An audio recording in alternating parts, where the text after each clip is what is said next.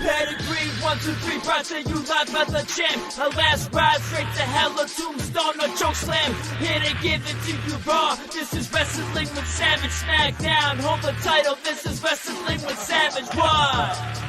Wrestling with Savage begins now. What's going on, everybody? Welcome to Wrestling with Savage, episode number 60. We're going to get right into it. AEW Dynamite coming to you live from Savannah, Georgia, and we're going to bring you the results. We have Gilch, we have Dave, and we have Jay. Welcome to Wrestling with Savage. We've made it to episode number 60. How's everybody doing tonight? Does anybody quickly want to go over what they were disappointed with tonight as far as what superstar you didn't see? Let's just get into that real quick. Jay, is there somebody that you would have liked to see on the show that we didn't see tonight? No? You don't give a fuck, right? Yeah, Jay thinks this whole thing's a clown show now. He's I think AEW is dead to him, but we'll see what happens when he's live at the Grand Slam Part 2. Dave, how about you? Anybody you would have liked to see tonight on the show that we didn't get to see? Well, it would be an actual Pac match, not a highlight. I agree with that. Yeah. I think that Pac match should have absolutely... They did show us highlights. We'll get into that in a little bit. But yeah, it should have been on this episode. How about you, Gilch? anybody that you would have booked, or would you like the card as is? Still waiting for the man Pac, right? To get his live spot on either Wednesday or Friday. No, he was too busy working at the local pub in his hometown of, the crowd of 42 people that were chanting like he was a god. I liked it actually. That video package. Yeah, they had a whole theme song for him. He really is a bastard. He really is a bastard. They were going in. These people were going fucking in. It would be nice to hear that in front of 16,000 people as opposed to just 42 people. But maybe one day. For now, AEW starts with an actual championship match. We're going to get the TNT championship match. It's going to include your new Super Beast Wardlow versus Orange Cassidy. Now, at first glance, this is an interesting matchup because you're like, wow, okay. They actually have Orange Cassidy in high regard because they put him in all these, high caliber matches. He gains all this notoriety by, fighting maybe the best wrestler in the world, some people say, at Forbidden Door. And now he's getting a match against a guy that has been just destroying every opponent, including Scorpio Sky. So I'm kind of shocked from what I saw tonight because Scorpio Sky to me is a better, real quick, do you guys agree with this statement? Scorpio Sky is better than Orange Cassidy? You're a wrestler, yes. No, overall, fuck all that, man. Just when I say to you, yes or no, is Scorpio Sky better than Orange Cassidy? Yes or no? Yes. Jay? Yes. So then why is it that Scorpio Sky gets absolutely fucking dumped on and Orange Cassidy is made to look like a Casanova wrestling super god who can work against anybody in the ring no matter how deadly they are? And, he has tricks up his sleeve. He has best friends by his side. He's got a little vampire goon now hiding under the ring at all times. This guy's fucking stacked. He's got all kinds of tools at his disposal. Yet Scorpio Sky just gets fucking shitted on like a fucking third grade bad lunch meal that you just, you have to go take a shit at class. You guys remember taking a shit at school? It was never comfortable, you know what I mean? Who likes taking a shit at school? That shit, everybody tell that shit stinks. You know what I mean? You used to, it's random, but it's fucking true. And it's probably, it's probably ringing true to some of the people watching the show right now. And that's what I felt like happens with, Scorpio Sky. It's just one of those bad combinations. You ate the wrong meal, you're taking a nasty shit. And that's what they did to Scorpio Sky, man. They just said, here, eat this and enjoy it. And it just upsets me. Orange Cassidy comes out with best friends. Now we see Wardlow coming through the back with the title, strongly strapped to that waist. He gets the pyro, comes out, gets his double pose, takes the strap off as Orange rolls in the ring with his glasses on. This should be interesting. Fans chanting Wardlow now with the antics of Orange. Did they want to, test, do test of strength? Now Orange puts his hands in his pockets. Wardlow nods, grabs Orange's hands, pulls them out. Bringing the pockets out, Orange just stands there. Wardlow then rips the pockets off. Now we see Orange putting the straps back on Wardlow, which I thought was very strange. I was like, this is just like, what is this? Once I saw that, I knew where we were going with this. I then knew that this was going to be a 15-minute, 20-minute spot fest of just non-stop fucking spots. You know, so pre-orchestrated. It got better, but the first 5 minutes of that match were pretty fucking unbearable. I don't know if you guys will agree with me. Let's just get straight into it before I read off the rest of the notes. Gilch, I'm going to go to you first tonight, buddy. Since you're not going to be here on Friday night SmackDown, you need to step it up tonight right away and let me know what the fuck did you think of this match as the opening match? What did you grade it? And just tell me what stuck out to you the most. Like what spots, you know, talk to me about the match, man, please. I'm gonna read you my 4 one-liners that I jotted down in my notes. Gotcha. I said number 1, when did the best friends become a faction of hippies? I don't know what's up with like the tie-dye stuff. Yeah. I don't know what that's about. Not a squash with a couple question marks.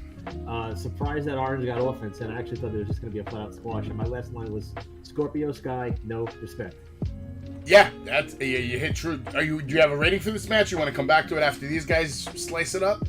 I didn't actually think the match was that terrible. I thought it was a little entertaining. The beginning of it was a little out there, but to give you a baseline, I gave it a 3 right off the jump because it was a slow start for me, but you know they did their work at the end of the match. Yeah, I'd go with a 3 as well. I enjoyed it. All right, Dave, how about you? I enjoyed the match. It was a lot more than I thought it would be. It lasted a lot longer than I expected. And let's not forget, they actually had Orange kick out of one of the powerbombs, so that's a big deal right there. I know Jay is just relishing to shit on Orange, but you know, I actually think he's a really good wrestler. He's entertaining. You know, that's the point of him. He's supposed to be a fun, gimmicky guy. Why did they put him against Wardlow? I don't understand. I do agree with the whole... I don't get how Orange gets more time and it's a Dynamite versus Sky gets freaking destroyed on a pay-per-view. It's just confusing to me. But I'm not sure what this is going to lead to because, you know, at the end he gave Orange props. But I thought the match was good. They actually gave Wardlow a real match. I enjoyed that very much. So me in particular, I give it a 4. Okay. I can see that. Listen, he did do his job. At the end of the day, my gripe is not with the fact that they put him with Orange Cassidy. It's the fact of what they did with the Scorpio Sky match and that he didn't get the same level of respect in his match to have that kind of a caliber match where they go back and forth and both guys come out looking better for it. You know, I don't know why you just dump on this guy like that when he has 15 people with him. You know, 15 UFC fighters, mind you. And then this guy has 3 clowns with him. So you see my point? Like, it just... I get what you're saying. It's supposed to be fun, and I get all that, man. But, like, this is the impression you're leaving on all the new fans. I don't care about the fans like me, you, and everybody else that's been watching this forever. I care about the new fans who are just watching this for maybe the first couple of times in the first, you know, few weeks, first year. And their impression of professional wrestling is that it's a fucking circus. That's all I'm going to say. Jay, what did you grade this? Go ahead.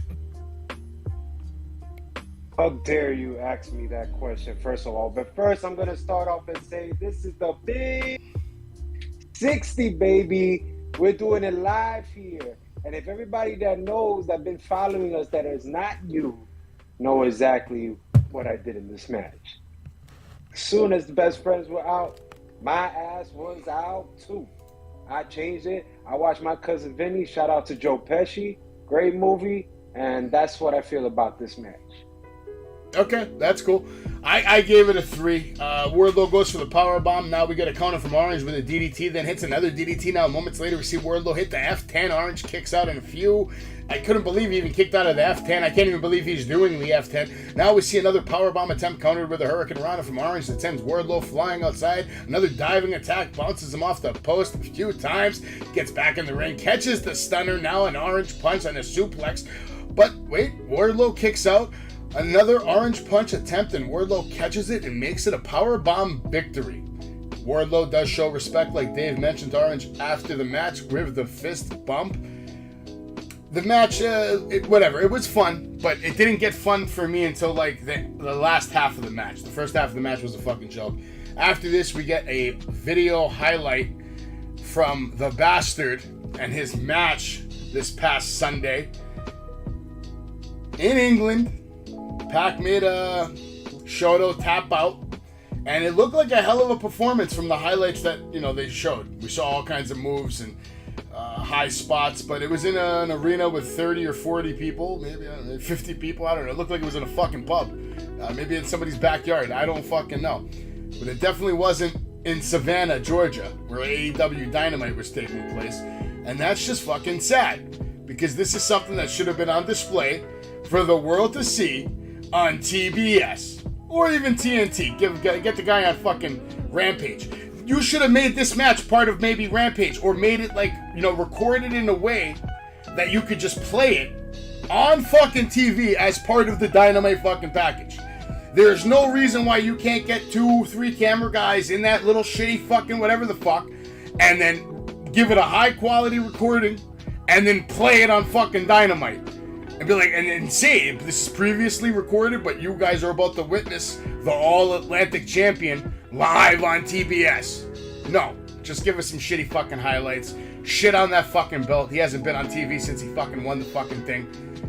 All we've seen is pictures and videos of him in fucking London. Guy's a good guy, man, but he can't get his shit together, I think. I think he can't stay in the States. He's got that bug. He's got to get back on that plane and go right back to London. And then he just fucking stays there. I read today that they plan on using the All Atlantic title and just like using it as defenses for out of the country. That makes sense. Maybe he's cool with that. It seems to me like he likes being in London more than he likes being in the States. And right now, AEW is not doing London shows. But maybe because of the popularity that I've been hearing about from the ratings in the UK, they're probably getting ready to start up an AEW UK division. And, probably have a, whole different AEW UK champion, and he'll probably get another title. Maybe that's what he'll do. He'll just be the king over there. I'm going to give you the 2 quick lines from Tony Khan. Sure. We have a great All-Atlantic champion in Pac, and the way he's defending the title now is going to be a little different than the way some of our other champions are. Pac is defending the title all around the world. He's a fighting champion. Yada, yada, yada, yada, yada, yada. So that seems like that's the point. Yeah, I don't know. Whatever, man. I don't know. Something's going on with him. There's a reason why he can't get on Dynamite. Dave, what do you got to say about Pac? Anything? Pac the Bastard. It's like we touched on. It's disappointing because we see him finally win a belt, and we don't see him again. And I mean, I get it. Maybe he wants to go back to where he's from and show his talent over there to his hometown people, but you have a title that you won in an American company. You should be defending it in America.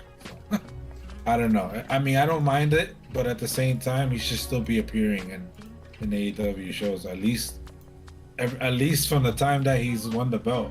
One time before he goes defending it in another country. At least show him something, do something. Have him make a promo, something, something. The only thing that makes sense to me about it is that maybe it's because he won it at the Forbidden Door pay-per-view. So he's only going to come on whenever he comes on TV, it's like he's coming through that Forbidden Door. Yeah, I don't know. But he was there before the Forbidden Door. So but now he won at the Forbidden Door, so he actually walked through it. And he has to wait before he can come back. He walked through it a long time ago. He's not allowed to come through the door right now. That's what Tony Khan should say. Pac's not allowed in the building. Stay away. Jay, you got any comments on the Bastard, or are we moving on? Look, I think we're just all have high hopes and we're just living in the past. We got to get over that. We got to move forward. I actually think he belongs exactly where he needs to be, defending it in such events like Dark or Elevation. I feel like an idiot right now. I feel like smashing my head through this wall right now by actually agreeing that Pac should have won the belt. I think we should have gave it to Miro. So I wish I could take that back, but unfortunately it is said. This is nothing special. I think this is another prime example of what I'm about to point out later on during the review. This is another prime example of a wrestler where everybody thinks he's main event, but he really isn't. He's just the mid. So I think he's exactly where he belongs. It's just the mid. Definitely acts like a fucking mid when he doesn't show up to the States ready to go every fucking week, but... I don't think there's any conspiracy in that. No, it's not a conspiracy. I think he likes to be home. Like, it's that simple. Listen, if you treat stars like that, we all know the ability he has, and you treat him like mids, then I'm gonna look at it as a mid. Enough about these mid-carders. Let's talk about legends, living legends, like goats. You guys know? You familiar with goats? There's a couple of goats walking around Earth today, and one of them's name is Chris fucking Jericho. Jericho walks to the ring, his music's playing in a red suit, all by himself. You know, let's show some respect while the fans have Judas in their minds, and the goat is making his way to the ring. He's not here as the wizard. He's not here as the rock star or the Ayatollah. You know, right now he stands here as Chris Jericho, living legend, and Chris Jericho, Eddie Kingston's superior. Eddie, you're not a liar, but you're confused. Everything you do when it comes to friendship, it turns to mold. Being friends with Eddie is like the worst thing. It's like a curse. Tells the fans to shut up. Says Ortiz shaved his head, took his dignity. Santana, blood and guts. We took him out. Bryan Danielson, I did that. We don't know when he's coming back. Ruby Soho, Eddie's Ruby. You know, we did it, crushed her career. All these reasons why we did it, it's because she is your Ruby. You should have taken better care of her, blah, blah. He calls him a mark. He calls him a fucking Terry Funk Sabu wannabe. Asks him how many barbed wire matches have you actually won. He mentions he won the first Canadian barbed wire match.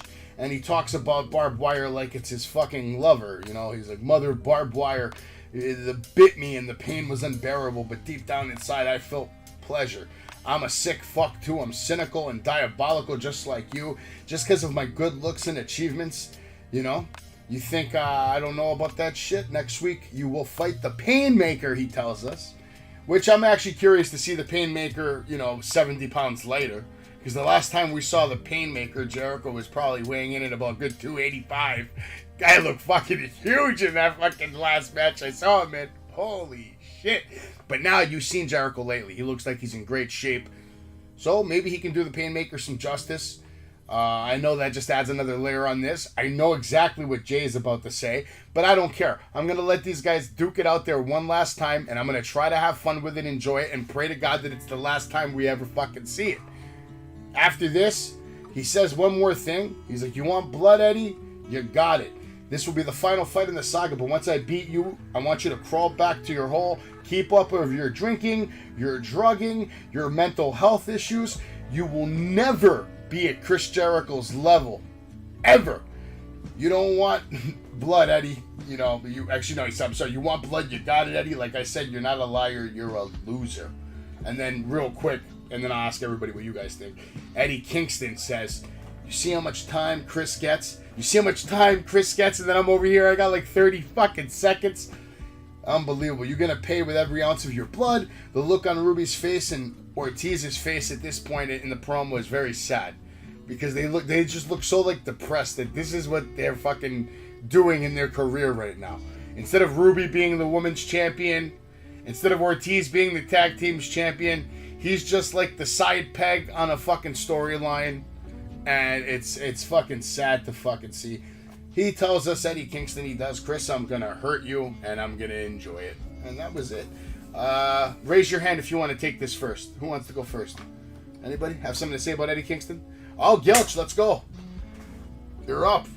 It's going to be a quick one. I'm done with this. Like, the last match of the saga can't come fast enough. It has to come, yeah, has to happen. And I'm fans of both guys. It has to happen. Enough. Yeah, no, I agree. This is the last match. I pray. I really do. I never want to see these two in the same ring, in the same promo, anything. Like, ever again. And I know that's not even going to happen. Like, these guys are going to be fighting like 200 more fucking times. And fucking, who knows what kind of match. Dave, what do you say? I personally hated this promo. Okay. Sucked. Jericho and Kingston. Both of them. Just sucked. The Eddie Kingston was funny because he points out Ruby's arm, but then turns around and bumps her arm after that. And I'm like, what the hell? I was like, okay, that made a lot of sense. And this Jericho is like, I felt like he's just reaching now. It's like, I didn't feel that promo was needed. Like that's, and then the ending of it was kind of stupid with the whole "you're not a liar, you're a loser." Like you couldn't come up with something more better than that, more impactful. Okay. Like I didn't like it. I actually wished when he said ever, he went back to the old school and said ever like he used to. But that would have been funnier. But that would But defeat honestly, the I purpose just- of him saying he's not Chris Jericho right now. Well, yeah, but still, he's still Chris Jericho. He says, "I'm the GOAT, He's I'm the the legend, Painmaker. I'm Chris Jericho." So Painmaker now. anyway, at the end of the day, I didn't like the promo. I thought it was pointless, and that's where I'm at. I can't argue with you on that, but I'll say this. The promo actually was needed. Whenever you see JR getting entrance time, somebody needs to be doing something, because obviously we're lacking some kind of fucking star power when JR is getting an actual entrance again. Jay, what did you think of Chris Jericho and fucking Eddie Shinston or Shitston or fucking Eddie Giggles over here, or Eddie, I'm just sick of you. Eddie, lose some fucking weight. Kingston, Eddie, you have money now. Buy some fucking nice clothes. Eddie, Kingston, let's go. Step it up. Stop fighting fucking Jericho. Think of something else more creative. Like, you're a creative guy, Eddie Kingston. Don't you agree, Jay? I think this whole segment just started weird, right? We've seen a lot of things in the past month with the JAS, right? All of a sudden, every time Jericho comes out, the crowd is not singing. For some reason tonight, the whole crowd is singing. I feel like if you're a heel and you set the tone like that, it should just be like that regardless of whatever persona or character you want to be, whether it's Painmaker or Wizard or whoever, Y2J, whoever you want to be. So right there, it just kind of lost it for me. Then it had his ups, and then it had his downs. Like, I know Kingston is not with Ruby. I know that's not his Ruby, so I didn't understand the point of that. I felt it was unnecessary. Yeah, is But, he like married or something? Yeah, exactly. So I didn't understand that part, and it didn't deliver. I am looking forward to it because I hope Jericho or one of them just gets really tore up. But you know, I was looking forward to a match before, you know, with Maxley and a Barb exploding death match, and that didn't happen, right? So I don't know if I should be looking forward to it or should not. Kingston promo was weird, like Dave said. I didn't understand that shove. I don't get it. I give it half a star. Just that's it. That's it, half a star for the promo. I didn't even rate the promo, to be honest with you. I really didn't. I'm not bothering I'll rating give this that fucking promo. Half for the But, effort. we can move on right away to something that was actually impressive. This was actually really impressive. You guys are going to be shocked with my grade. Maybe not. I don't know. But I'm going to get right through the read-through. I'm going to give my grade, and then we're going to go straight to Jay on this match. You guys ready, man? It's Jon Moxley versus Takashita. Takashita's been fucking killing it. The reason I'm going to Jay first is Takashita. I like saying Takashita because that's what I hear the announcer's been saying for the last few weeks. And this kid has been very impressive. Like, super impressive. And in his first match that I saw him in, it was against Hangman Adam Page. And the guy absolutely tore the fucking house down that night. Oh, Jesus fucking Christ, man. Stop lying to these people, man. Stop fucking lying. Jesus Christ. Listen, Best match. Takeshita, this was the best match of the night. Almost. Grade-wise, it might be the best match of the night because it didn't have as many botches as a specific main event that we're going to get into later tonight. But, you know, even a botch to, you know, change a title. It was like NXT. It was like watching NXT. That's what it was like watching at the end of the night. The wrong team, the wrong person won tonight.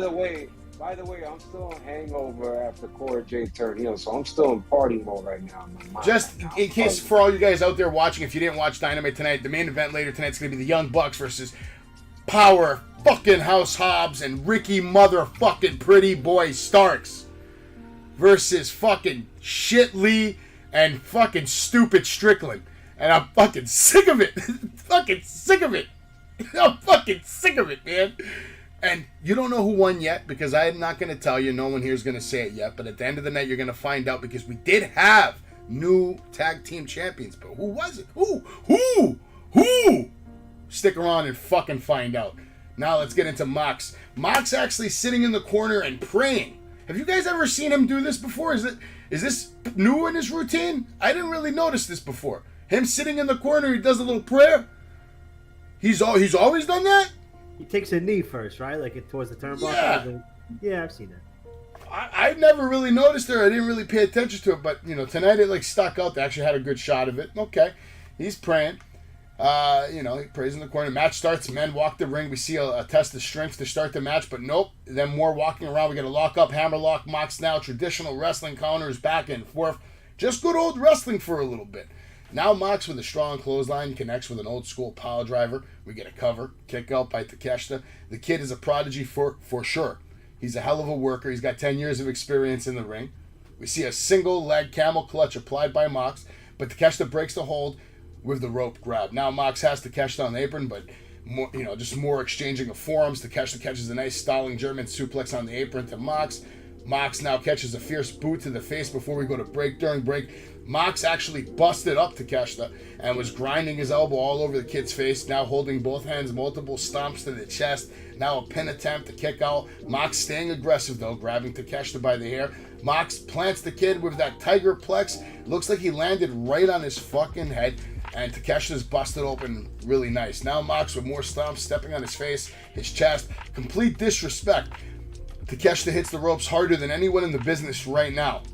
Prove me wrong. Dodges Mox's attempt for a forearm, catches a hell of a clothesline, lands a hell of a kick.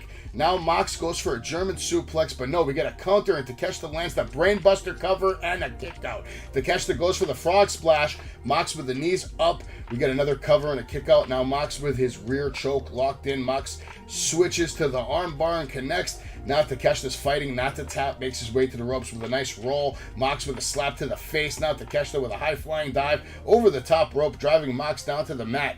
Now Takeshita rolls Mox into the ring, goes to the top, lands the frog splash cover, and a close fall, kick out from Mox.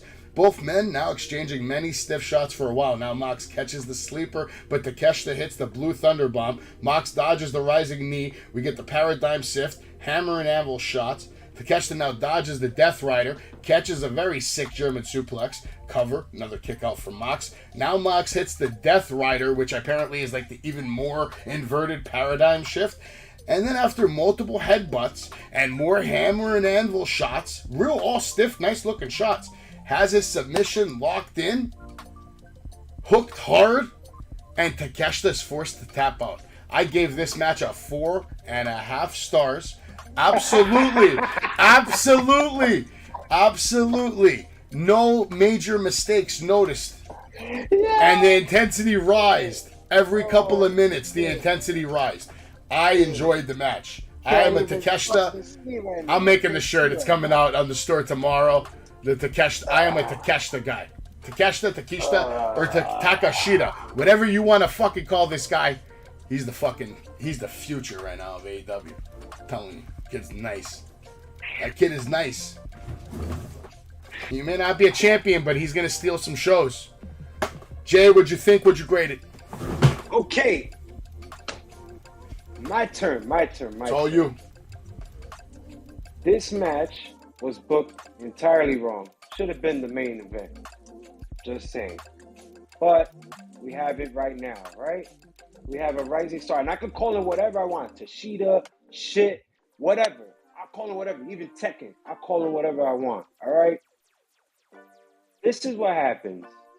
We have Jon Moxley, our champion. And what does he do? In every match, barnyard wrestling. And that's exactly what I saw tonight. I saw a barnyard wrestling, GCW type of match. As always by Jon Moxley. Always on the outside, picture to picture. Always blood involved. Always these whack-ass elbows.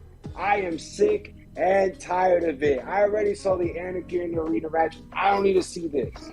But I saw it because he's our champion.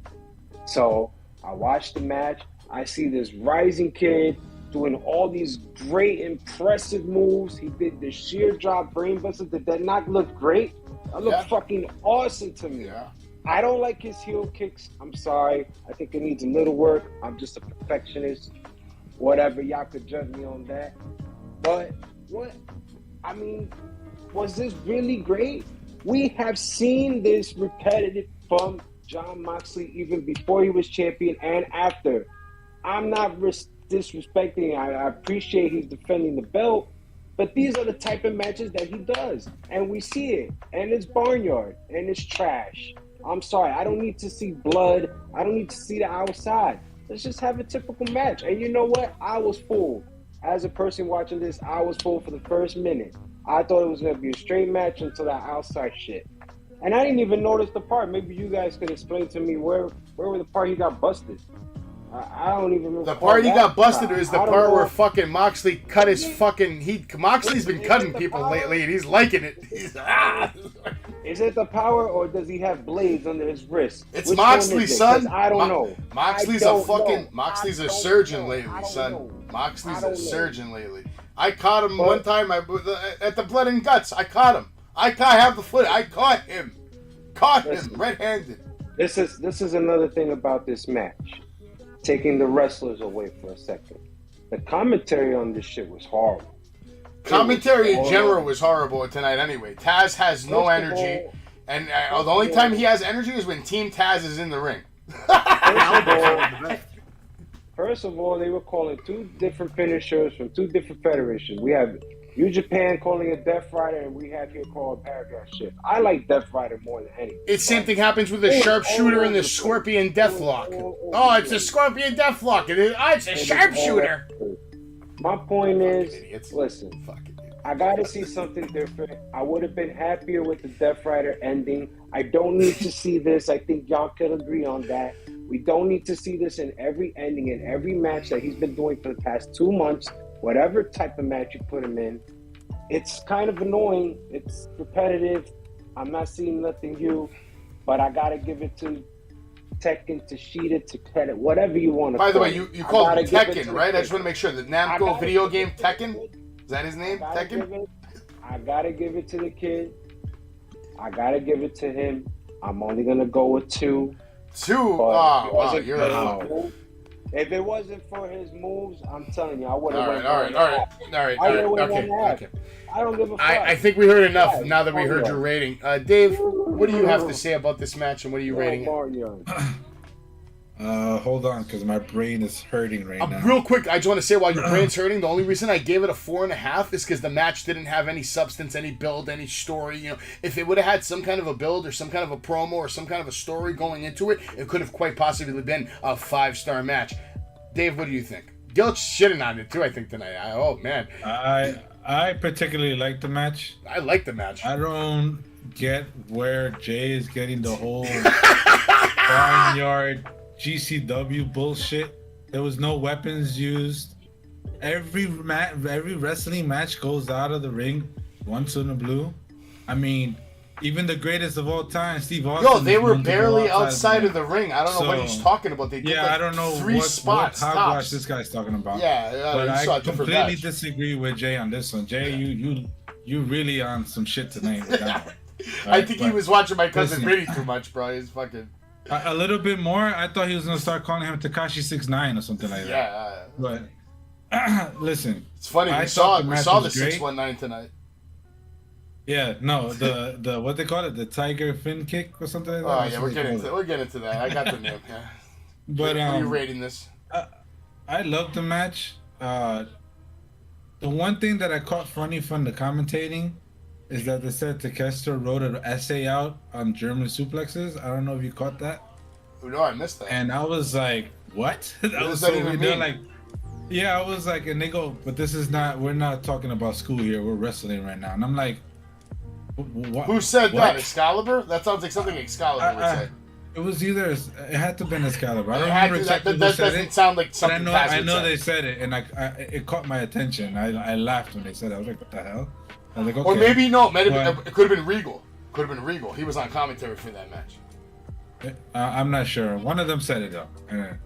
And it was right around when he was, doing his Germans, where he went and did that what is it, the pause kind of German, where he held them up, and then, like, his Germans are like, I haven't seen Germans like that in a minute. Like, he does a really good German. Yeah. And And no, honestly, this kid is impressing me. He's really, really good. He's talented. I don't know. I mean, Jay looks like he just hates on Mox. I agree with the whole ending. It's kind of like, I think he's just trying to do the whole, what is it, the pool club thing. That's his gimmick right now. So they got to emphasize on that whole shit because Daniel's not there now. So I get that part. I don't like it neither because it kept going at it. Like, you did your finisher twice. You should have just pinned them. But at that part, I agree. But I enjoyed the match, and I'm with George. I wouldn't give it a 5, but I'll give it a 4.5, just like him. Cool. All right, Gilch, it's on you, man. You got the last say of the night for Jon Moxley versus Konosuke Takashita. She's 6'9". Yeah. Can you guys see me? I feel like my camera's locked up. Oh, I see you, man. I see you. All right, as long as you can see me. There we go. Yeah, I see you. So I get Jay's general feeling. Oh, boy. No, I thought the match was good. His general feeling comes in with Moxley because, boy, he got carried tonight. This kid Okay, I can agree with that, yeah. This kid is really good. And I also don't think, like, do we have to see blood every time he wrestles? Like, every single time. Like, it waters it down. Like, it doesn't make it... Like, when you see blood in a match, it's like, oh, wow, look at this. Who's opened up? With him, it's not... You're not surprised anymore. But here's the thing, though. What if that was a request from Takeshita saying, I want to get busted open tonight? Like, Maybe. If that's a request from him, because he's fighting the world champion, you got to look at it like that. They actually said it on commentary. Whether you're fighting the world champion for the championship or not, you're going to get some fucking shine off of this because you're fighting the guy with the strap. So he wanted to probably have an epic match. In my opinion, I don't know if I'm right. It's just an opinion, but I think he requested for that busted open spot. Maybe. I mean, overall... But I understand what you're saying. Every match, he's yeah, bleeding. Every fucking match, he's fucking bleeding. I get you. And he's not like, nicked. It's like Crimson Masks every single match. It's like a little much. But overall, there was a lot of good back and forth. The only real botch I saw was he threw a jumping knee, the kid, and I don't even think he, like, connected. And Mox kind of went down. It was like a small botch. But overall, I'll give it like 3.5. I thought about 4 for a second. I'm gonna give it 3.5 at like 3 of the stars from the kid and the other. 3.5 is a very good match, man. 3.5 is a very good match. Jay must have been watching my cousin Vinny when they were in the courtroom or something. I don't know. I think he just watched like maybe 2 seconds of this match. I don't think he even watched it. But he just wanted to see the 2 Utes. Jay's the type where if he feels a certain way about a certain wrestler, it takes a lot before he starts feeling differently. And until then, he is very aggressive on his feelings and his stance. He will die on his hill, basically. He will die on his hill. He has feelings about this match, and I don't think anything we can say will change it. So let's just move on to the next match and not even fucking bother. I don't know what you saw, Jay, but you know what? Did you see the promo from the House of Black? Why don't you kick us off for that? Because I didn't take any notes on that. The only note I took is House of Black talking shit about Darby Allin.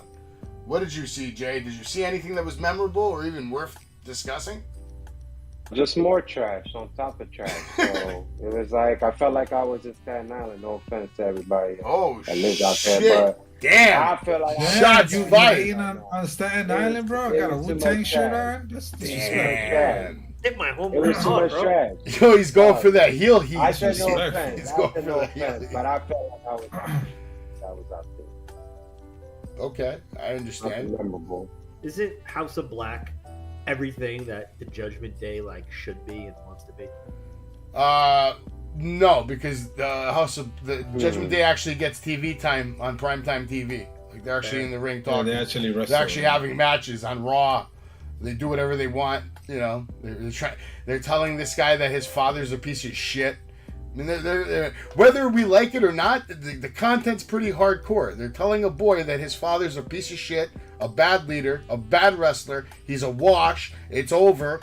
You need to join us because we're the only way that you're going to have success in WWE. If you stay with your loser father who can't even hit the 619 anymore, it's over for your ass, bro. So now we have a story. There's context. And that story to me is more interesting than anything the House of Black has done so far. in AEW. Brody King just lost to Maxley in convincing fashion, and then he's all of a sudden he's going to go from challenging the world champion to now picking on someone that's a quarter of his size and talk trash to this guy who's like the size of a mosquito. And why? Because he reached his hand out to shake his hand, and that all of a sudden started this like huge. Yeah, that was actually going to be my next question. I was going to say, does anybody even know how this all fucking started? Was it just with that handshake business? I think that's all I've seen between them, right? He lost the match. He walked down the ramp. He put his hand out, and he just kept walking. All of a sudden, they're arch enemies. I guarantee you this: why wasn't Darby Allin there? Why wasn't Malachi Black there? Why wasn't there like an in-ring segment or a match or something? Why is Darby being programmed with Brody King? Why is it always everyone else except for Malachi Black? Malachi Black. Yeah, and that's another thing. Where's Malachi? Where's Miro? The question I asked you guys at the beginning of the show is, who would you have liked to see tonight? I would have loved to see fucking Miro. Where the fuck is Miro? I'm sorry, I'm not gonna pull out my big guns on a horrible. Where is the Redeemer? He's not redeeming anybody. He said he was gonna redeem people. He lied to me, Dave. He lied. He's dropping on the rankings. I want to see Buddy Matthews too, man. I Yeah, want to see these guys wrestle. Yeah, Buddy Matthews too, another guy that can steal the fucking show. One singles match since he's been there. Well, next we're gonna get a match with another. It was almost a cut heart promo, but I don't feel like it hit as hard as the Jungle Boy promo. Luchasaurus with Christian. You should talk about it. Talk about what?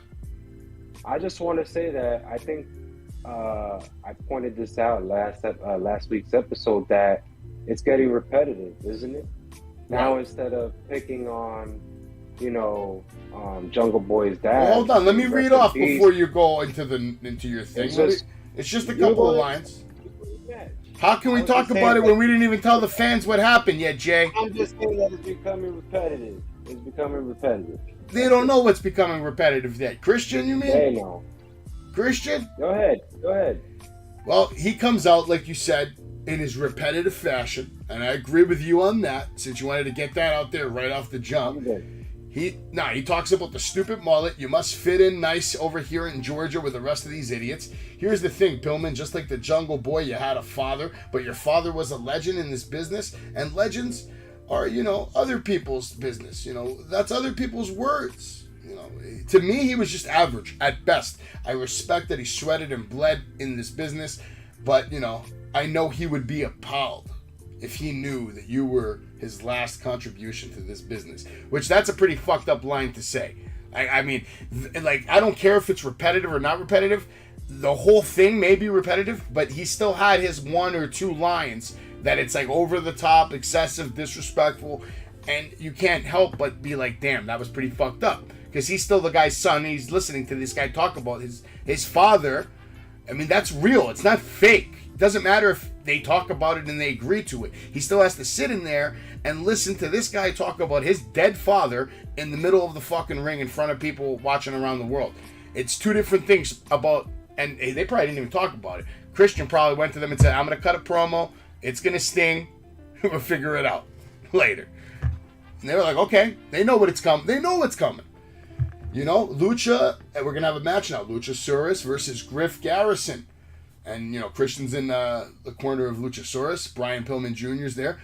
And, Christian tells Luchasaurus, doesn't he look just like Jungle Boy? Just to Jay's point. He's saying the same thing. Doesn't it look just like Jungle Boy going after someone that looks like Jungle Boy?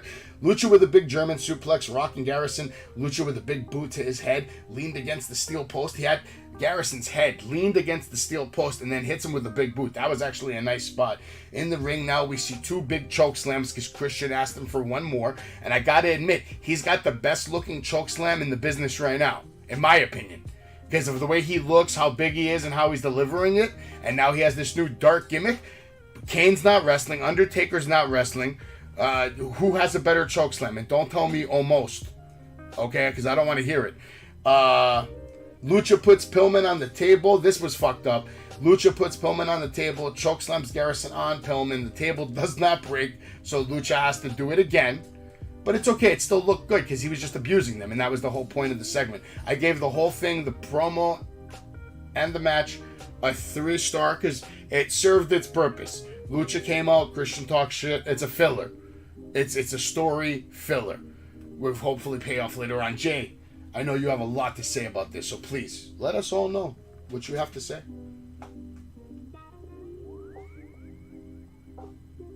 Here he comes, guys. Get ready. It's the Jay attack. Listen, folks, this is the best thing that's going on television, but it's like I said last week, it's repetitive. We just keep finding any reason to just keep doing low blows. It's getting repetitive. I wanted to change, and we did get it changed. Now it's Brian Pillman Jr. So to me, it's not a change. It's not original, but it's the best thing going on television. The match, I don't think was impressive. I thought it was a little sloppy on Luchasaurus' part.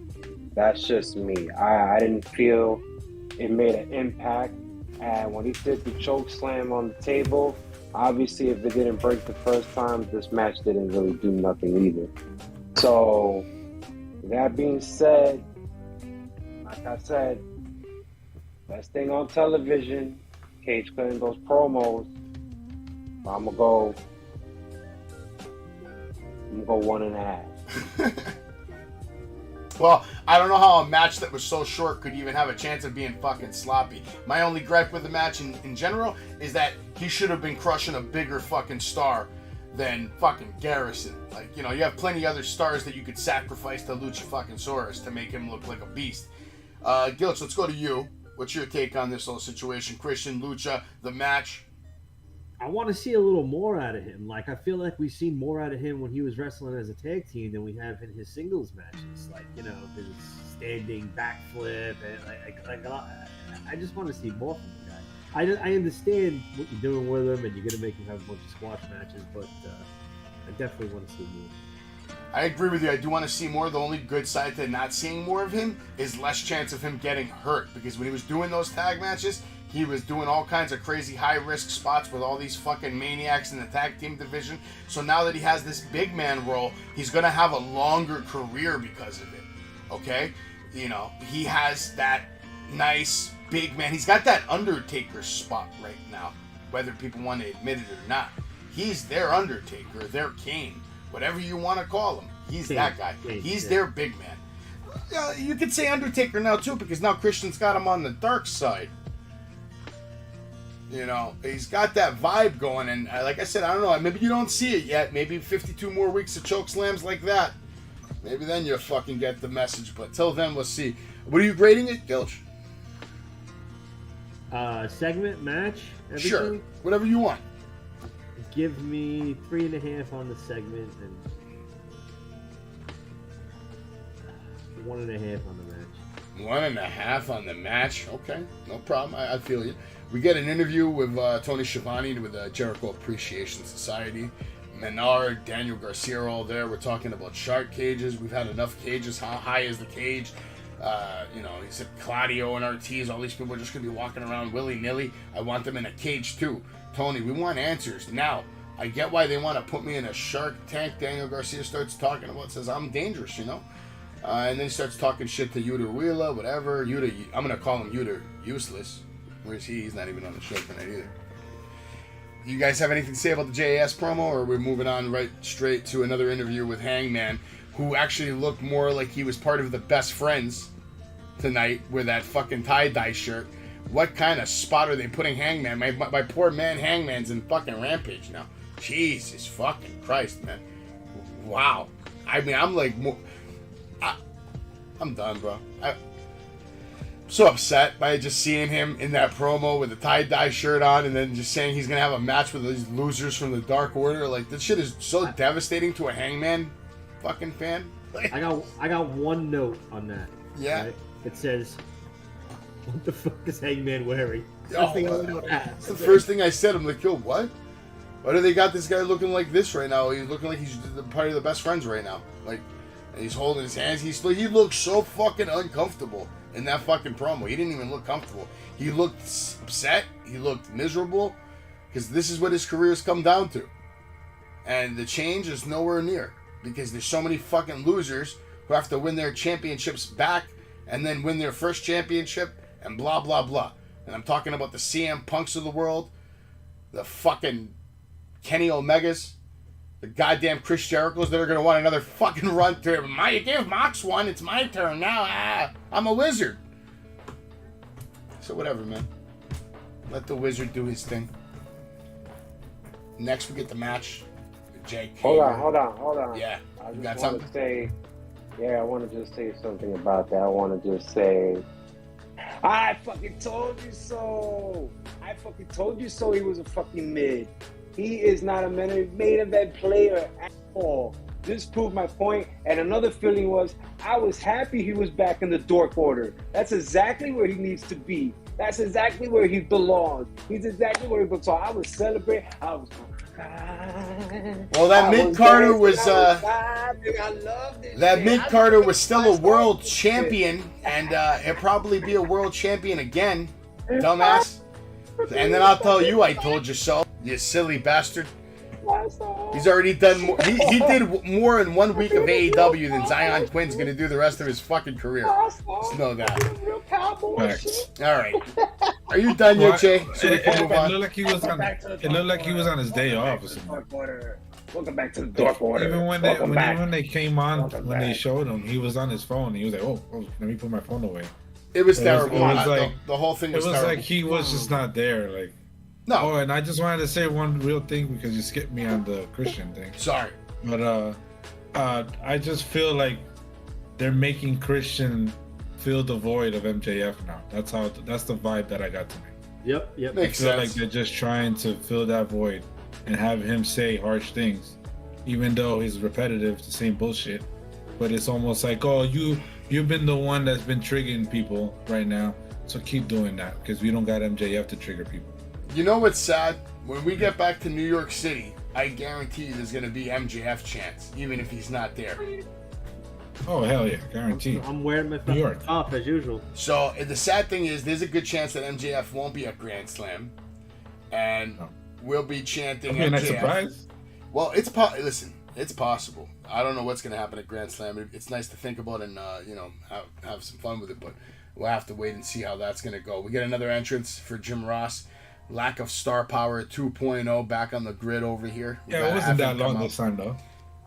Yeah, but At he least. came out and when he got on the microphone, I'm not gonna lie to you, he sounded like he was a little tipsy, a little drunk. It was pretty bad tonight. The way he was just talking and slurring his words tonight on a couple of spots. He was like, "Oh look, William Regal's here." Oh, I just don't. I think there's no F's given, bro. No F's given. Oh no, he didn't. He give a knows. fuck. He knows he's a legend. He don't care. Yeah, that's why he gets his entrances, man. You know, Taz doesn't even get an entrance. Or maybe he does, but not on TV. Not on TV. Yeah, he definitely does, but not on TV. Yeah, not on Not on TV. TV. No. We get a match now. Jake Hager versus Claudio, or maybe if you want to talk about Cesaro and what's his other names? He's had like 6 other names in WWE, right? Jack Swagger. Jack Swagger. He had another one too, no? Before that, I think he had like a different gimmick. No, And I always maybe, remember maybe Jack like Swagger. maybe that was Ohio Viley. He had another gimmick. I know he had something before that, but whatever. JR was on the microphone, joint commentary, promoting all his upcoming shows. He sounds like he's completely lost and drunk, asking Regal how he's doing. Taz trying not to laugh is the feeling I got. Claudio with quick uppercuts goes for his finish to start the match right away. Claudio now looking for the giant swing, but Hager holds the ropes tight and we see him hold the ropes to get back to his feet. Now a big boot from Claudio to Hager. Hager barely connects with a clothesline on the outside of the ring. JR says Hager looks awesome, which at that point I knew JR was definitely drunk. Hager bomb countered, but no, Hager counters the ankle lock to an ankle lock, and then that's countered. Now Jake draped on the ropes. Claudio does the 619, but they call it the Tiger Fang kick. This looked so fucking bad, and it's probably the worst thing Claudio / Cesaro has ever done in his career. You know, he usually makes everything look pretty good, and he couldn't make this look good. Like, no matter how hard he tried. I don't know if this was like a little inside joke between him, Jake, and Ray, because I think they used to travel together on the road many years ago. So I think that was like a way of just giving him a little shout out, like, hey, we miss you over here, maybe, leave your son over there and you come join us over here, we'll have some fun. Something like that, Hager then barely connects with a clothesline. I don't know if you guys saw that. Barely connects with a clothesline on the outside of the ring. JR says Hager looks awesome, like I said, which I was like, oh yeah, he's definitely drunk saying that shit, okay? You get the Tiger fan kick. Now Claudio in control, driving Hager's face into the turnbuckle. Now Hager back in control with some stiff body shots. We see a huge toss to Claudio, sending him across the ring. Connects a good-looking Hager bomb as we go to break. Now back from break, we get more uppercuts. Now Claudio with a super Hager big clothesline, whatever the fuck. Claudio with a springboard spinning uppercut, more uppercut after fucking uppercut. Regal tells us Claudio ended his career 30 years ago. Or no, he ended his 30-year wrestling career with a stomp to his chest, I guess. Claudio sends Hager to the outside, and now somehow Hager sets himself up on the barricade. I thought this spot was the worst spot of the match. Claudio's on the other side of the ring. Hager's outside. He's walking around on the outside of the ring. He's not knocked out. He's not dizzy. He's walking. And then he walks to the barricade and just lays on it. And then you're telling me he didn't see Claudio running around the ring for 30 seconds to come and fucking give him the uppercut? Like, is that what you're trying to tell me? The setup, too fast, bro. The setup to that, yeah, too fast. Literally, man, it was bad. Like I said, more uppercut after uppercut. He sends him to the outside. Hager now somehow sets himself up on the barricade for the 10-second sprinting uppercut. Now back in the ring, Claudio with the diving crossbody, the cover, and the kick out from Hager. Claudio now with a big spin on Hager, just a few spins, not too many. Now Claudio with a sharpshooter or Scorpion Deathlock, depending who you ask on fucking commentary. Hager now waves down for some help. Claudio takes a swipe at Parker. Menard and, they come down there now and he's calling for the help from Parker and Menard. Hager now plants Claudio with what looked like to me, I don't know if you guys agree, but it looked like a rock bottom to me. And then a cover and a kick out. Same thing. My man Hager just said, fuck it, like, come here. Blah, rock bottom. The commentators didn't even say nothing. I was like, they didn't know what the fuck to say. They were doing WWE finishes on TV. 619, the fucking rock bottom. I'm surprised he didn't just start doing the people's fucking elbow at that point. Oh, are we the people chant? Yeah, that would have been great too. He should have went like that. Like oh man, that would have been hot if he would have did something like that. If he did that. Imagine if Dutch Mantel would have came out too, and it would have been fire. That shit would have been great, man. Claudio now with a big spin on Hager. Sorry about that. Hager with the ankle lock. Good kicks from Claudio, and even better back drop suplex to Hager. Now Claudio going right back to the sharpshooter. Claudio has to swipe at the JAS again. Then he catches a rising uppercut in the big, I think they call it the Ricola Powerbomb, or Ricola Powerbomb. I think I heard Excalibur say Ricola Bomb, but I'm calling it a Ricola Powerbomb because I just want everybody to know what it was. It was a big powerbomb. 2.5-star match, mildly entertaining, but I don't ever need to see this ever again. Gilch, what do you think? Yeah, I can't really agree anymore. I agree. It was Pretty bad. pretty bad. Substandard. Yeah. And we've seen it 100,000 times. Right, exactly. Give Claudio someone better in the ring, please. I mean, this guy could put on clinics when he's got the right guy in the ring. And I don't hate Hager. I don't know. This was just. Yeah, it's not enough for him. Can we get him a manager again? I know he's a part of the JAS, but just add like a manager there that comes out with him too. Like, like if he's got a mouthpiece with him, it might not be that.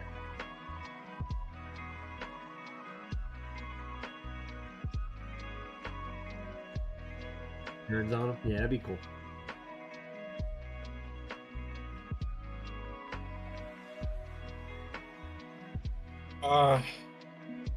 I particularly hated the fact that Claudio does like 1 million uppercuts. Like, it got so played out. I was like, that took me out of the match. I expected more from it, especially from Claudio, because he's trying to, prove himself now in AEW. And it's like everything he does connects to that European uppercut, and it's like, dude, can you do something different? There was a couple of spots he did that I liked, the the little chain thing that he did where he rolled and he did the drop kick that looked like he kicked the shit out of Jake Hager. But aside from that, I didn't like the match. I personally gave it a 1 because it's just way too many of those uppercuts. It took me out of the match totally.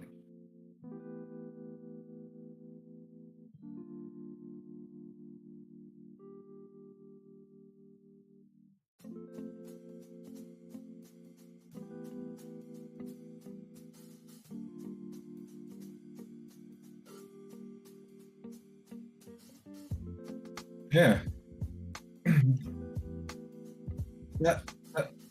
That's something like what you just said. Like, why didn't they should have emphasized more on his strength? Because that's what he's known. He's known for his strength.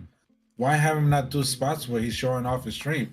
No, let's do a million uppercuts. Like, come on, dude. You could come up with a better match. You've been doing this for so long. It just shows almost like you're green almost at that point. Like, your experience did not shine in this match at all. Yo, you know the vibes that I've been getting from this match the last couple of weeks, like from not just from this match, but from AEW in general. It just feels sometimes like the WWE version of ECW. You know what I mean? Like the WWE version of ECW, getting these like copy and paste matches, all these hardcore gimmick matches, these cheesy fucking storylines sometimes. An absolute lack of star power. So that's how the last couple of weeks have been feeling to me. Like, you know, it doesn't feel like the A+ version of the show that we're always supposed to see. There's way more opponents that Claudio could be fighting that are so much better suited for him. Hager has no business in the ring right now, like on random occasions, just because of whatever fucking reason Tony Khan feels. Yeah, he has no reps, you could tell. I don't know. Jay, what do you think? Oh, I got the worst spot I think that you forgot was when the bell rang. That was the worst spot in this match. This was horrible. This is the worst Claudio match I've ever seen throughout his whole career. I'm not looking forward to any of his future matches in AEW. Dave, at least someone with sense tonight saw exactly what I saw. Just a bunch of uppercuts. There's nothing in his repertoire that even makes me want to watch a pay-per-view match with this guy. He could be put with Bryan Danielson. I'm not even interested. That's how bad it is. And tonight was just another prime example of a clown show. It was too much. Hager's clothesline barely. It never touched. It was air. Horrible. I thought Hager could wrestle all champion, NCAA, whatever. Hey, whatever you. Maybe I'm wrong on that. Hope me. Somebody Google me on that one. But guy can't even wrestle for shit. All he did was just grab the guy's arm throughout the whole match and start to do these clotheslines that never hit. I thought he could. Nothing was impressive. Both guys came out looking like losers. And they looked like mids. I don't even see Claudio now as a main event guy going for the contendership or anything, or even for the belt. I just don't see it. Not even for a TNT belt. How about that? Horrible. No rating. Yeah, no rating at all. Wow. I'm not going to go that low. I mean, I gave it what I gave it, 2.5, because at the end of the day, they put on a decent match, but that's all it's going to be is a decent match because we've seen it so many fucking times, so it has no chance of being a great match. We get a promo from Thunder Rosa before the match. Man. Thunder Rosa, Tony Storm, Britt Baker, Jamie Hayter, they interfere, say this is thunderstorm is a natural disaster, but we are very well versed on how to handle a thunderstorm. Britt says, here's a sandbag. Thunder then yells, I can't wait to bury you with it. I thought that was a pretty terribly weak line. Anybody have any comments on this promo? Hell yes. Hell yes. I want to start off and say, what the fuck? What the fuck are we fucking watching? I fucking called it that they were going to have a fucking t-shirt next week. And now they have a fucking t-shirt. What the fuck is with this booking? Let's not forget a few weeks ago, Tony Storm became the #1 contender to fight Thunder Rosa. How the hell are they fucking buddies holding arms in each other and smiling and they ready for us with the thunderstorm? Are you fucking kidding me? What happened to that story? It looks like we just completely forgot it, folks. It looks like we just put some magic dust in our eyes and now we're seeing some other shit. This is the worst money. This is the money bag right here, folks. Money bag segment. And guess what? Thunder Rosa as champion, speaking and cutting promos, was fucking trash. You know who saved this promo? Britt Breaker. That shit brought it life. The crowd was getting hype. I was too. I felt Britt saved this whole shit. You know what? I'm not even going to give her the whole credit. Let's give it to Jamie Hayter too. Because even though she has an accent, she still cut a better promo than the champion. I didn't even like the part when the cameras were on Rosa after the heels left and she was talking. It made her look weak and pathetic as champion. I'm sorry. I do not like this segment just for the fact that they try to do whatever they're trying to do on us. These two should have had a one-on-one match for the belt. It should have been at All Out because Toni Storm fought her ass. And you guys know, main events and Rampage and Dynamite, she's been in it regardless with the problem that is one of the most dangerous workers we ever seen. So, with that being said, I'm not going to rate it, but everybody needs I can't even believe you could talk this long about this fucking promo. I'm fucking shocked right now. Everybody needs to know their fucking eyes and realize that, yeah, she's a great wrestler, but as promo-wise, no. And tonight, proof. Yeah, we all know she's caca on the mic, but she's money in the ring, and that's why she's the champ. But Dave, I'm sure will have some thoughts on this. Real quick, Dave. Hopefully it's not 5 minutes like Jay. But you know what? If it is, then God bless you. Go for it. I can't. I can't talk about that promo for 5 minutes. There was nothing to talk about. Like you guys know, I am a Thunder Rosa fan. Of course, yes. Tell us every time. But I hate. I already said this before. I hated the idea of them being a tag. It don't make sense. Just like I agree with Jay, they just wrestled each other and suddenly they're best buddies. She's the champion. Why is the world champion in a tag team? Like I don't know why, but I told you that shit was gonna happen. I just saw it from the way they were booking it and the way the commentators were saying names. Thunderstorm. I was like, oh boy, here we go. This is all a money grab. They're trying to sell merch. Yeah, and they're like, oh, Thunderstorm sounds cool. Yeah. Let's put it together, blah, blah, blah. Gilch, what are your thoughts on this I just hate it.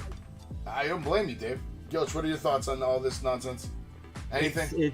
It's just a matter of you have how many people you want on TV. And again, we talk about it all the time. It's a crowded roster. There's not enough time for TV for all these people. So by default, they just throw them in tag teams. Throw them in. Same thing with Swerve and his Glory. And none of these guys make sense being together as tag teams. That's a great fucking point, actually, and it makes a lot of sense. It explains why a lot of these stories are mushed together. What I'm sick of is when they start storylines and then we don't fucking get anything that comes out of it. Like, we don't get even sometimes a match. Sometimes they just squash the storyline, or like they won't continue it for like a few episodes, or like none of it has flow sometimes. Like, especially these mid-card storylines, none of them make sense sometimes at all. Like even right now with Hook, we get an interview, and the interview with Hook actually happened before the interview with Thunder Rosa. But I skipped that because I wanted to save it, because I have a nice action figure of custom of Hook. And Hook is going to make some discussion right now real quick. They say to him, Hook, you have an undefeated record. Is it safe to say a title shot is in your future? Now we talk about Mike's skills for Thunder Rosa and Mike's skills for a lot of other people. Where's Hook's mic skills? There isn't any. He doesn't talk. So how is there any? Like, what am I supposed to think about Taz's kid when they ask him a question in an interview and he does the same thing every time? This isn't nothing new. It's not like cruel. He's not being like rebellious. Oh, I'm not going to take questions. What's the point? It throws me off too, because when Taz was in ECW, all he did was talk shit. All he did was talk shit, dude. Shut him up. So it's like he's the complete opposite of his father. Like, I don't understand. The only thing I can think of is Tony just wants like to keep the mystery to him. That's the only thing I can think of. That, if he doesn't talk, there's more mystery to him, probably. Maybe this is a Tony Khan thing, I think.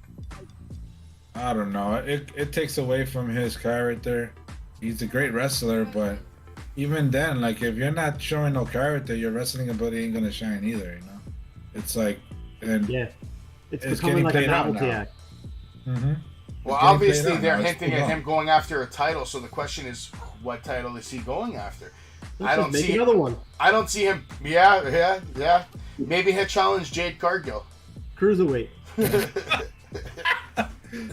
Well, if they put Takashita in a random match where he shouldn't even have been challenging Moxley, maybe they'll throw Hook in there. Who knows?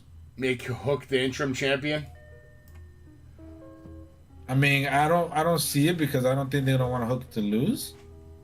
But like Takeshita didn't belong there. He didn't have the best record to be challenging Mox. Why did they put him in there? It was just random. So maybe they'll do the same thing with Hook. I don't know. I'm just throwing shit out there. I don't know. He's probably gonna have a match with Mox. Wardlow's not gonna lose neither. Mox or Wardlow are not losing right now. Mox not losing. That's right. If I don't see a match with Mox unless he's gonna take his first loss, which it wouldn't even be a bad loss because he's losing to the world champ, and I'm sure it would be a hell of a good match. It would probably be his first real. It would definitely be a ratings draw. People would definitely tune in to see Hook. Yeah, it would be Mox. his first legitimate match. Yeah, that's true. Yeah. You know, this match wouldn't go 5-10 minutes. This would probably be like a 30-minute match, and it should be a pay-per-view match as well. It's a money match because you don't know what you're going to expect to see from a match like that. See, something like that would be actually shocking and entertaining, but that's not what Tony Khan's about. Tony Khan's about predictable and good times. Let's have fun, guys. Have a good time out there. Come on, best friends. Well, how about that whole time best friends were out there with a chainsaw tonight? Anybody have any comments on that trash? Confusing. I know there was an independent wrestler who was doing a chainsaw segment, but he had like a toy chainsaw, and he pretended to be Leatherface, and he did this whole fucking spot. So I think this is like a rib to that, but Wasn't there something like that before Chainsaw Charlie? Well, Terry Funk, man, Chainsaw Charlie. Terry Funk. Yeah. Chainsaw Charlie was legit. I like. He was crazy. Jay, you have anything to say about Hook, or do you want to just move on to Serena Deeb versus Anna Jay? Let's move on. All right. Anna Jay is going to be the spotlight star in this segment here because Serena Deeb doesn't have an action figure that I can purchase. So therefore, Serena Deeb is your star of this match, apparently. JR says this will be a tough one for Anna to win, but she can win. We get a quick head scissors by Anna, nice arm drag by Anna, nice reverse, flatliner by Anna Jay. All Anna Jay in the beginning. And a nice neck breaker. Now Anna with a good kick, sending Serena to the corner. Serena now dodges Anna's attack. We get a sliding pin attempt, but no, it turns into a submission arm trap. Neck stretch of some kind. Anna reverses now, has a sleeper hold, but Serena goes to the apron, out the ropes, and drops Anna Jay on the ropes neck first. Now Serena in the ring with a twisting neck breaker. Strong kick out by Anna Jay as we go to break. Back from break, Anna in control with some nice shots. Running back elbow. Northern Light suplex, a cover, and a weak one at that. Serena with a kick out. JR says AEW, they should be proud of her. She's 23-2. She's got a hell of a record. Talking about Anna Jay. Both ladies with some nice covers and reversals and spinning around, and it looked like Serena actually got fucking dizzy. It was counter after counter. It looked like she actually was dizzy for a second, but now Serena with another unique submission. And Anna with a counter. Roll up. We get a 2 count, kick out. Anna with a nice kick to the head, but Serena gets the dragon screw suplex. Anna has the Queen Slayer locked on, but Serena's fighting to stand up. Anna still has it locked on. Serena with an arm drag, counters her way out of it. Now we see the Boston Crab and the submission victory. And we see Mercedes Martinez make her way to the ring, throwing Serena out of the ring. I actually gave it a 3-star. I thought it was actually a good match. Good wrestling match. It wasn't bad. It was better than I thought it was going to be. Let's go to Dave first on this one. I'm with you. I agree that I was actually surprised. It was actually a much better match than I thought it was. Yeah. Anna Jay has definitely improved. She wasn't perfect because she did have a couple slip-ups here and there, but she definitely improved from what I've seen in the past. So Serena Deeb is still the same thing. I find her as a boring wrestler. You know, she wants to show off her technicality. I give her to her. She's a great wrestler, but she doesn't excite me at all. I don't care for her much. So, but all in all, the match was much better than I thought. I give it a 3. All right. Joe, how about you? What are you saying? Yeah, you know what? I'm gonna give it a 3-2 because this match had zero attention, like in my mind, as it went on. Yeah. And it was a pretty good wrestling match. I agree. To me, Serena Deeb, I know technically she's good, this and that, but I mean, she's got like the personality of a brick wall, no charisma. Like when she comes, like as soon as her music hit and she came down to the ring, like right away I pick up my phone, I'm scrolling through, and little by little the match caught my attention. Yeah, Anna Jay's gotten pretty good, man. Yeah, she's definitely improved. She's probably the most improved female superstar they have that I've seen this year. Because Toni Storm was good, and a lot of the other girls were good, but you could see the improvement from her from last year to this year, like significantly. Jay, what are your thoughts? Man, you guys are so nice there. Yo, this was better than any women's match on fucking NXT last night, man. Just gonna throw that out there. God damn it! Don't piss me off right now. I'm muting my mic. I'm muting my mic again. NXT period. So that's the best show for me for the week, regardless of SmackDown. All right, guys, this is it. This is the deal, man. We all know Serena Deeb coaches the women's roster. We all know she's a coach. I personally felt like I was watching a performance center match. That's what I felt like.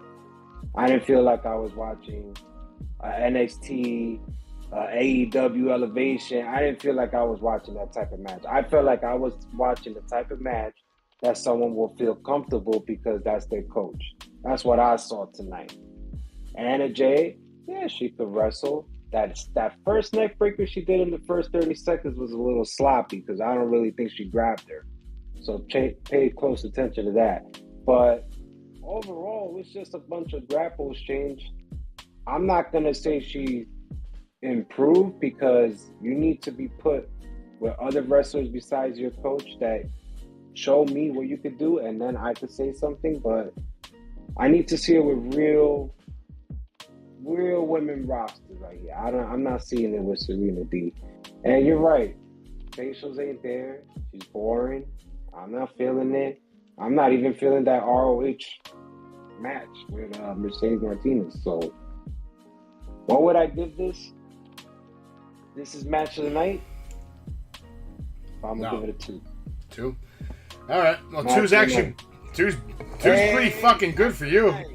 Match of the night, but a 2. You said this was the match of the night? Yes, of the whole fucking show. All right, cool beans. Shit show, juggles. Yeah. Okay. In the next 5-10 minutes, juggles and. Can you do that thing where you mute your mic? Do that thing where you mute your mic right now. And rolling. Do that thing. Clowning. Do that thing. And all that. Do that thing, man. Please, man. Come on. Make it end. Jeez. Oh, man. Damn. Jay went off right now. All right. Jay, that's your humble opinion, and I respect it, my man. We're going to get into an interview now with the baddies. Tony Schiavone on duty yet again. Jade and the baddies in Stokely. Jade says, Tony, cut the shit. No one is worried. We ain't worried about nothing. Jade says, go fetch some water. I beat your ass last week. And then Stokely says, let's talk about the interim baddie situation. Trust me, ladies. Chris and Athena, this Friday, we're going to be watching you. And then we get Red Velvet. She says, you're never going to be a baddie. Whatever, man. This was all bad. This is all bad. Not Red Velvet, boy. So bad. I feel like we don't even need to talk about it, man. But I like how Jade still looks good in this terrible segment. I'm talking about actually physically. She physically looks like a dominant fucking female wrestler. She looks like she can give Charlotte Flair a run for her money if she saw her in the street. They don't wrestle. Good point. But she also is the TBS champion that fights on TNT. Is that the way it works? Oh, I guess. I think Wardlow and her have to switch titles. They got to find a way to do that. Because the TNT champion is fighting on TBS and TBS champion's fighting on TNT. I mean, somebody obviously somewhere is fucking not intelligent. This whole thing, I hate it. So I think it sucks. It's trash. The only part I liked is when Stokely said that Wu-Tang's for the children. I was like, okay, I'm wearing a Wu-Tang shirt, so perfect. Outside of that, Kara Hogan, whatever her name is, she's trash. She shouldn't even talk. Oh, wow. because she's terrible. Terrible. And I think the whole thing is stupid. The baddies, everything is just bad about it. Just have, as much as I don't like Jade, I would rather just see her come out like she used to. Just her and the manager, and she comes out, wrestles, beats people, and that's it. Because this whole baddie shit is fucking stupid, and I hate it. I personally can't stand it.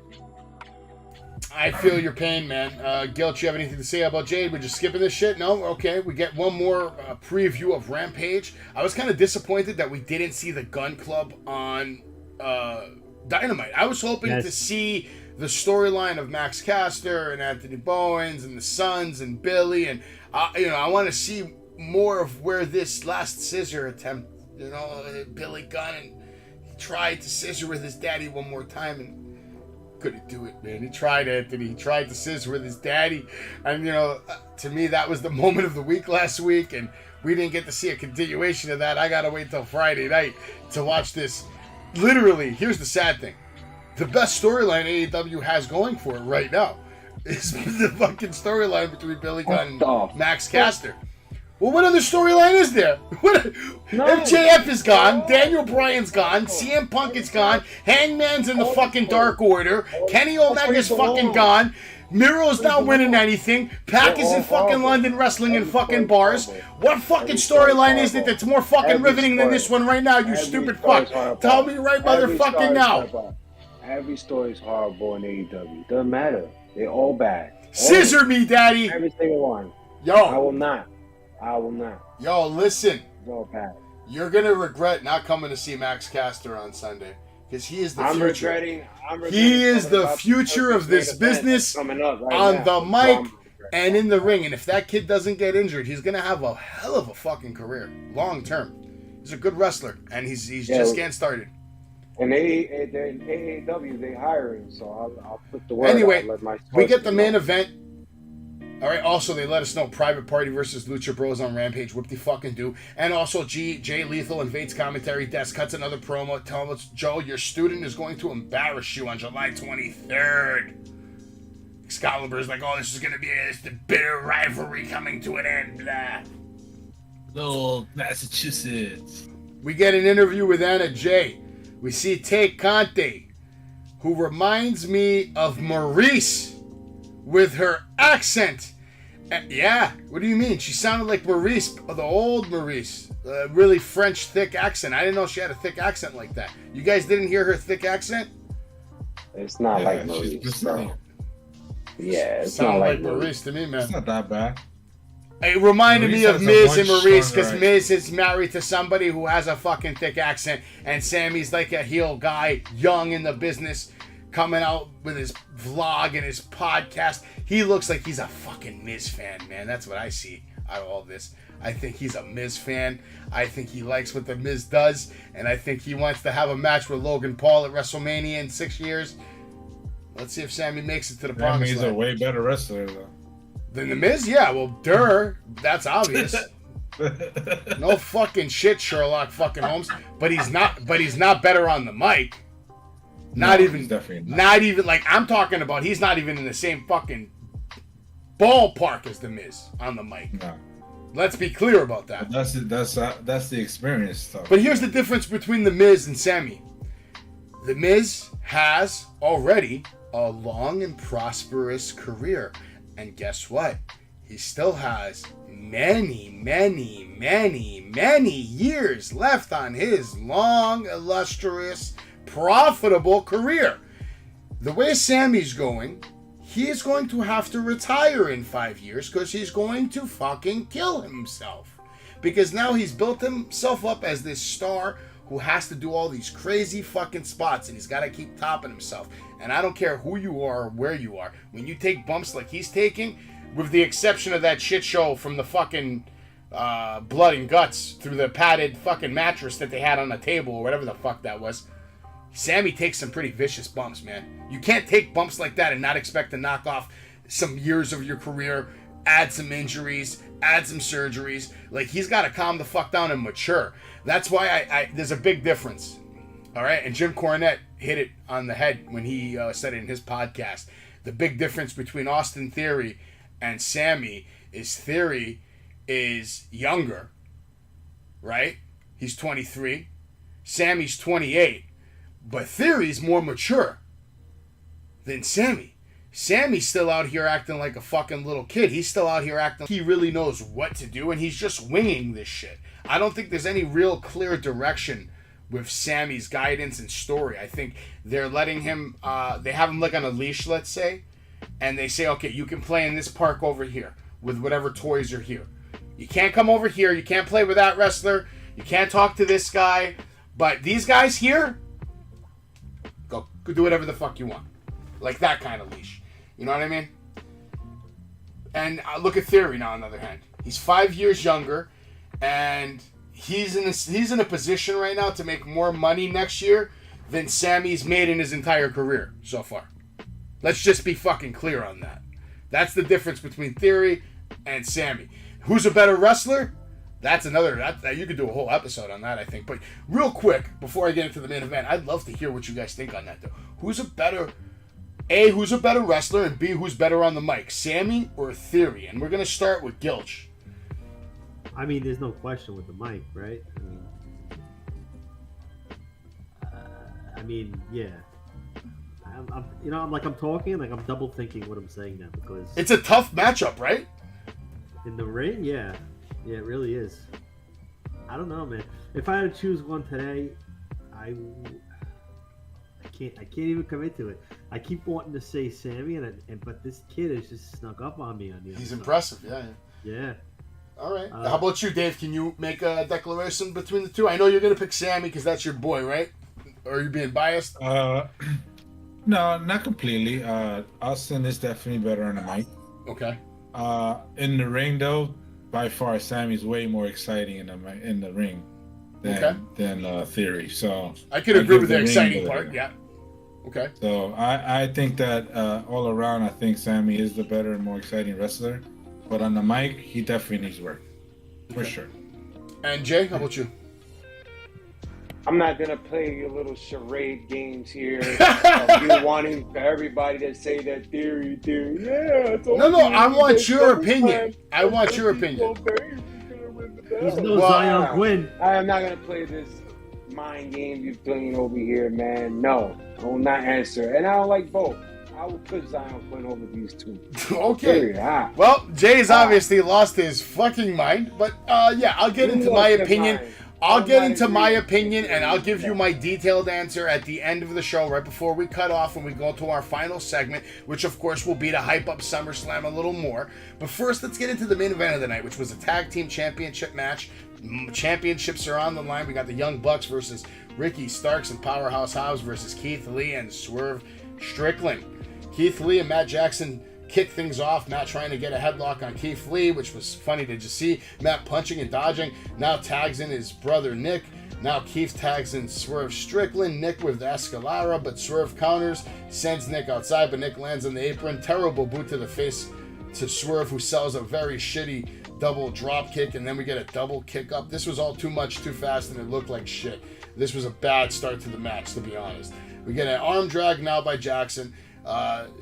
Please stick to the wrestling, guys, to be honest.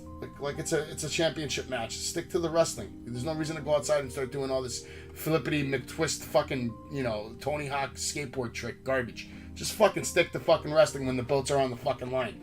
Nick and Ricky with a double old school, screaming at each other. This was actually a cool spot.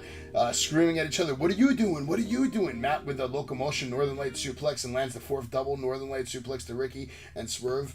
Now Matt trying to do the Northern Light suplex to Hobbs and Keith. Again, another funny spot. That wasn't going to happen. Lee and Hobbs deliver a strong double suplex to Matt Jackson. Both two big monsters now face off, but of course it's broken up before we can see the action take place. Keith Lee takes out Nick Jackson, and Ricky starts now Swerve and Keith Lee double teaming Matt Jackson with a chop in the second rope, jumping elbow to the back of Matt Jackson's head by Swerve. Now we get Keith Lee throwing Matt. We get a drop. Where am I? Wow, that was all terrible. Wow, bad notes right there. Matt was thinking a super kick to Swerve, but Ricky blind tags in. Nice double team work. We get a break by Hobbs and Ricky. Now with Hobbs bringing Swerve up to the corner for a very stiff sledgehammer Irish whip. sending Swerve right into Ricky Starks. Another drop kick, well done as we go to break. Back from break, we see Keith Lee cleaning house. He's kicking everybody's ass in the ring. Now Keith Lee with a dive attempt, but he was tripped up by Hobbs and Starks. Now Nick and Matt with a nice sequence, landing to a dive attack over the top rope. Nick Jackson caught by Keith Lee and powerbombs Nick into his brother. Now Keith Lee was looking for that massive powerbomb to Matt, but Matt escapes. Hobbs now blind tags himself into the match. We get a monster matchup again between Powerhouse Hobbs. Both men doing shoulder blocks nonstop. We get a double crossbody taking both men down, which I kind of didn't like. I wish that whole sequence would have went a little more, because I'm looking forward to just seeing a matchup like that, two big guys. Keith Lee going for the superplex. Now Hobbs sends Lee to the mat. Now Hobbs with a big frog splash, which that was fucking awesome to see. I was shocked to see a fucking frog splash from a guy that fucking big, and he got that fucking high. Hobbs is super fucking athletic, and don't even get me started yet, because we're going to get back into it in 1 second. Hobbs is a beast.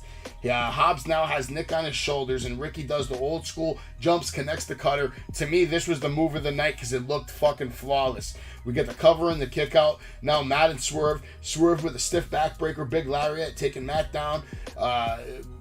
Swerve was just stalking Matt, but now Matt with the arm drag goes for the super kick. Swerve dodged this one, but Nick's super kick again. We get a super kick party to Keith Lee. Now we see a triple super kick party when Ricky Starks joins the party. Ricky urges them to go for the triple pose, but instead we get another super kick party to Ricky Starks. They super kick Hobbs. The ref gets knocked out. Now Nick has the tag titles, goes to hit Starks, but Starks hits the super kick on Matt. Swerve now with a boot on Starks. Now Swerve has the title. He holds it up for a moment over Lee, I guess showing that he's maybe thinking about hitting Keith Lee, which is fucking weird. You're in the middle of a championship match. Like, stop being a fucking weirdo.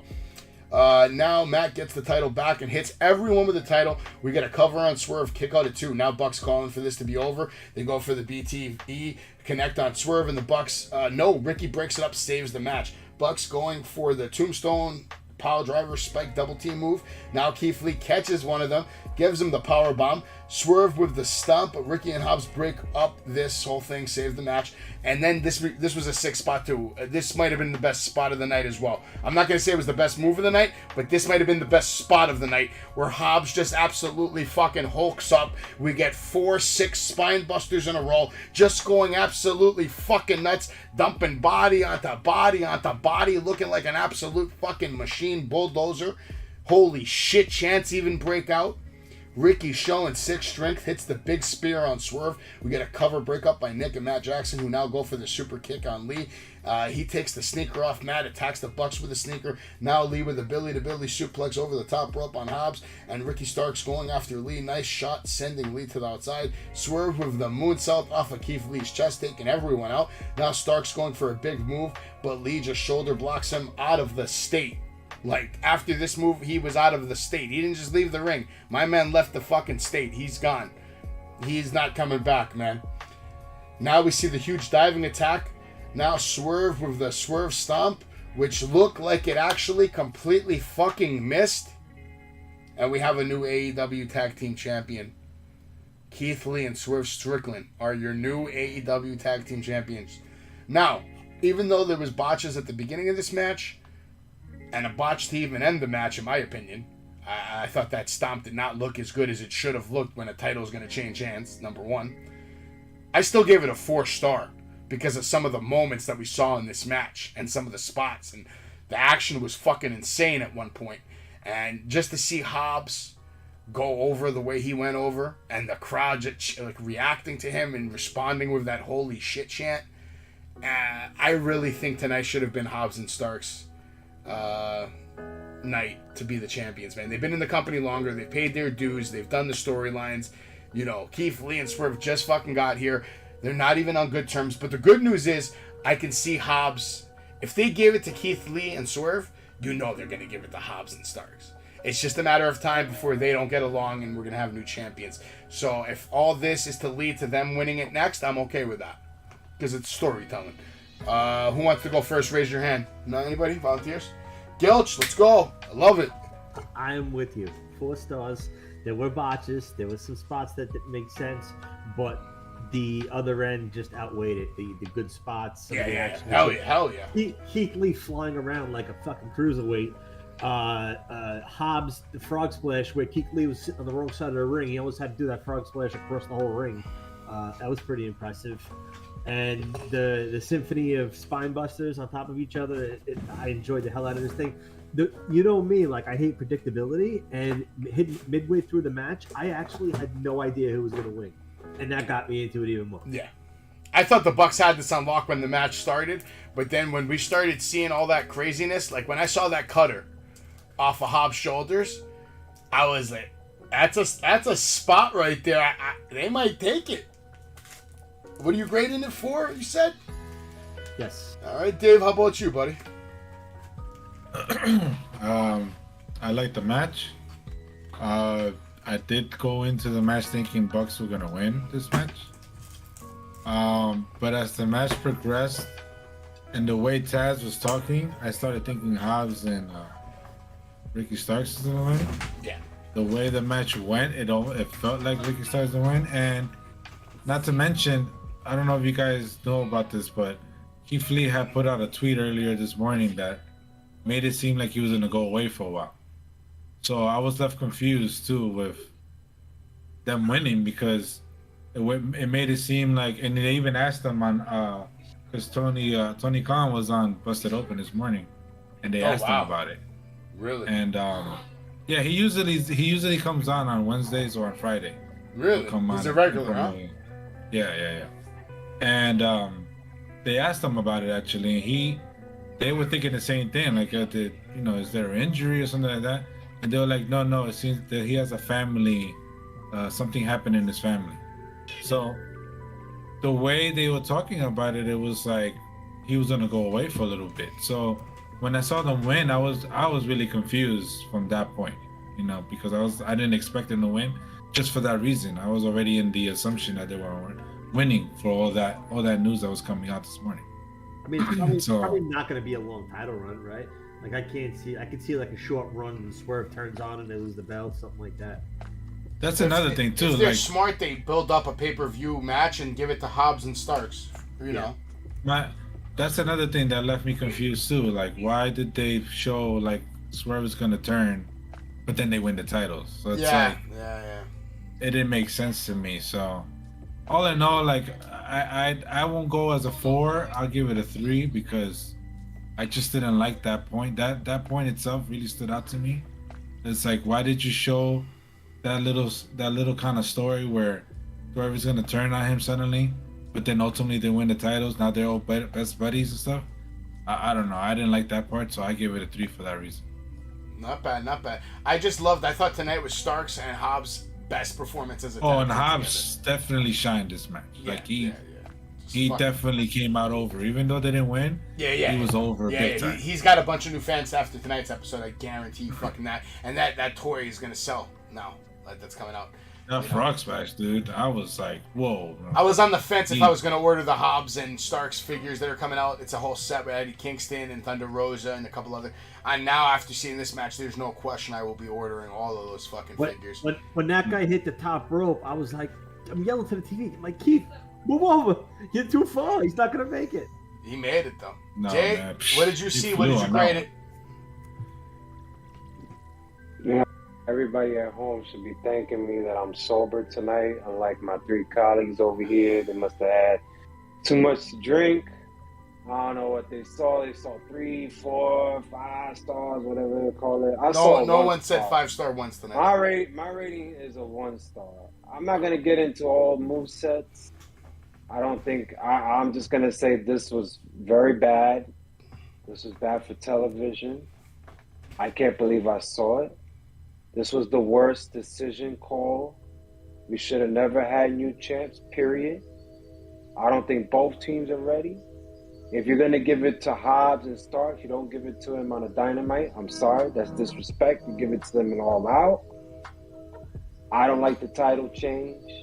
I don't even know what. And if you're going to have this type of match, and you're going to have all these fucking botches that you guys mentioned, have a ladder match. Don't have a regular straight match. But ain't nothing glamorous about this. You guys nailed it on every spot.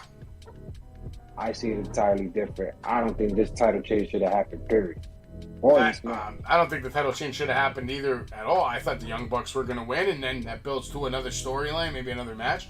I agree with you on that point that the title shouldn't have changed hands at all, but it did add a surprise because I was shocked when they won. I did not expect that to happen. I expected the Bucks to fucking retain.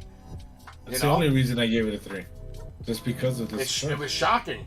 I was actually genuinely shocked, especially like after what Dave said. This guy's going to turn on him, and then they still win the match, even though Hobbs and Starks were the best looking pair in that match.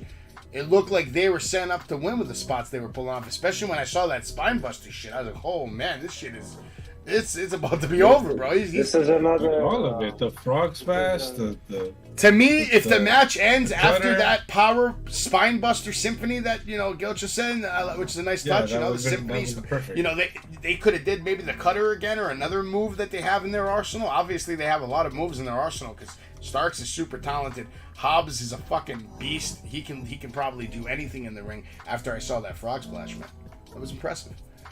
Jay didn't like it, but it's all right. I think he's not a fan of NXT. Really, I'm sorry, he's not a fan of AEW. No, he loves NXT. NXT's just so fucking good, so that when AEW comes on, it's like you can't compete. Like, I'm just being honest. Listen, I think you guys are missing the bigger picture. I said it in the Tony Storm Thunder Rosa. I'm gonna say it in this match.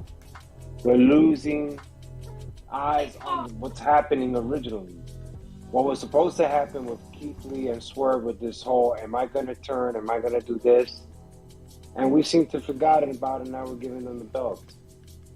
No, we'll see what happens with all this. But real quick, I'd like to go into a little segment that I did with Jay the other day, but now I want to try it with you guys. And I want to see who's going to volunteer to go first. I want, everyone's going to cut a 30 to 60 second promo on what they think's going to happen at SummerSlam on July 30th. In the main event between Brock Lesnar and the Tribal Chief, Roman Reigns. Who wants to go first and cut that 30, 60 second promo, man? You can go over a little bit too. There's no rules, but anybody? Any volunteers to cut that promo? I didn't even know we were cutting promo. I'm letting you. It's a spot on the spot promo, man. All I'm gonna say is, listen. Jay's going first. I can't wait for SummerSlam to be drunk because I'm not going to enjoy this pay-per-view. I think it's going to be one of the worst SummerSlams in history. And I am soaked to getting drunk on that day. I can't wait. Sounds good. Dave, how about you? Can you cut a promo about SummerSlam or what you think's going to happen in the main event, man? Come on, man. Pretend that you're 17 years old and you're watching Stone Cold come through the fucking glass and get hyped up right now and give me a fucking promo. Show me some fucking emotion out of fucking nowhere, man. I can talk about a fucking roach eating dirt and make it sound more fucking exciting than anything you can say. See, that was a fucking promo. Let's go. Quinn would have knocked him out. Let's go. You just said it. If Stone Cold is coming out, yeah, then I have a reason to be excited. Right now, I don't. But Dave, it's the Tribal Chief and Suplex City going head to head for the 8th time. Wow. You're not excited? For the 8th millionth time. Watch out now. I can't wait. I can't. So no promo, no nothing. I wasn't on here for Raw, and the reason why, because Raw was fucking terrible. It was one of the worst Raws I think I've seen in a while. And the best part was just probably the beginning. That's it. Because of Brock and Roman. After that shit was trash. So it's like, who cares about this pay-per-view? If anybody cares about it, it's just for that main event, and that's it. Oh, I'll tell you. I'll tell you why in a moment. Gil, how about you? You got any thoughts on this, or you want to cut a promo on these fools? SummerSlam is going to end with selfies. Yes. Selfie with each guy, a selfie with a title, and that will usher in the era. Should have a poll. See? Theory. We should get everybody involved. Everybody that watches the show get a poll. I'm telling you, it's not gonna happen. A-Town down. That's what he should start doing. He should fucking steal that RVD fucking dump pose. A-Town down. Wow. Steal the RVD. Yeah, everybody's stealing shit nowadays anyway. We're stealing cutters. We're stealing sharpshooters. Stone Cold Stunners on NXT. Stone Cold Stunners on AEW. We're doing fucking everybody's finishing move tonight. 619. We're going rock bottom all out tonight, man. Might as well start stealing fucking taunts too, man. You know, we got fucking Sanga going fucking tombstone. Going like that. Anyway, here's my promo on what's going to happen Sunday, July 30th. You're about to see fucking history happen. You're about to see the creation of the new benchmark of the WWE. Whether you want to believe me today or tomorrow, 20 years from now, he will be undeniably one of the greatest wrestlers in the history of professional wrestling. God willing and knock on wood, he doesn't get injured or hurt. Theory is setting up to have the beginning of one of the most legendary careers in this business. For whatever reason, Vince McMahon has chosen him. Vince McMahon has said yes, and no matter how much people like Jay say no and cry, you're gonna sit in your little fucking corner and you're gonna shut your little mouth and you're gonna fucking get muted and you're gonna listen to every fucking word I say, because what's gonna happen on Sunday, July 3rd, Sunday, July 30th, you're gonna see Theory cash in. And he's going to become your new champion. He's going to be your new champion. He's going to be your new champion, boys. He just is. He just is. He can leave all he wants. It don't matter. He can leave all he wants. He can do whatever he wants. It's just not going to stop the... It's not... Exactly. Yo, Gilch, you said it so fucking perfectly right there. I mean, let's just be honest, ladies and gentlemen. He can say whatever he wants. He just can't handle the truth anymore. And it bothers him because deep down, Dave, he knows what's going to happen at SummerSlam. Deep down, he knows what's going to happen at SummerSlam. See, the only thing that happens when Jay leaves the stream, I have another screen to advertise something. That's all that happens when Jay leaves the stream. So, you know. Now I can let people know about SummerSlam. Live play-by-play. July 30th at 8 p.m. Eastern Time. I don't know if Gilch is going to be here. I don't know if Dave's going to be here. Jay said he's getting drunk, so I don't even know if he's going to be here. He'd probably fucking be wasted. I don't know. But I'm actually excited about SummerSlam because if everything plays out the way I say it is a historical SummerSlam. If that happens, it's going to be the youngest United States champion, the youngest cash-in, the youngest WWE undisputed champion. The kid's going to walk out with maybe 3 belts and a new stable called Theory and Seth Rollins. And that's scary. That's scarier than anything Judgment Day's done. I don't see Judgment Day near the gold. But I see Theory, okay, getting ready to take over the WWE while Brock goes hunting and Roman goes fishing. And to me, I like it. It's fresh. You don't want to see Roman and Brock anymore. This is how you get that. If you get rid of Brock, you get rid of Roman, now all of a sudden Theory's your cocky, arrogant, youngest champion of all time, and the challenges will come one after another. First, he's going to destroy Dolph Ziggler, and then Seth Rollins is probably going to screw him. He's going to have the title. The Royal Rumble's going to come around. We're going to see Cody Rhodes. Hopefully, in my opinion, they should go classic with his storyline. Let him win the Rumble. You know what the one question is with Theory? Obviously, he's been Vince's pet, on the storyline and, in the back. Does that change at all with, him not probably having the control around here that he's going to have, That I don't know, but Vince could have his fingerprints on this for years to come just because of one meeting he already had maybe and said, listen, this is how this kid's story's playing out, and if I see anything else other than that, you're all fucked, Simple. The real question we should all be asking is, do you think Theory had to sign a non-disclosure agreement? Do you think Theory had to sign a $3 billion hush money after sucking Vince's cock to get this deal? I mean, holy shit, who gets a push like this? Who?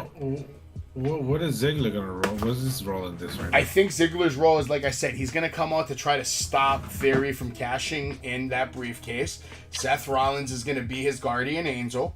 And then once he wins the title, Roman is gone, Brock is gone. He's going to need someone to challenge for that title. And then here comes former world champion Dolph Ziggler, where he'll challenge him for the title probably for 1, 2, maybe 3 pay-per-views. That's what I think is going to happen. That's my thoughts.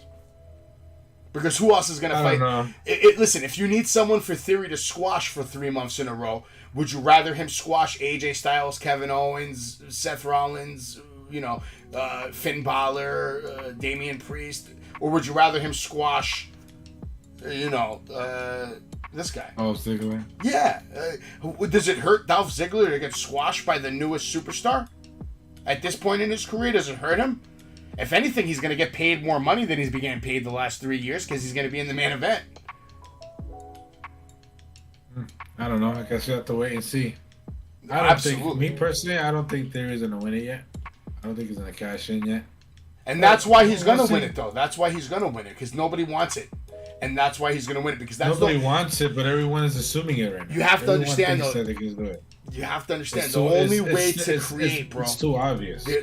Maybe it is too obvious, but sometimes the too obvious is what creates these long-term storylines. Like, how else do you elevate someone to a superstar level unless you actually let them go out there and win the matches and be the superstar?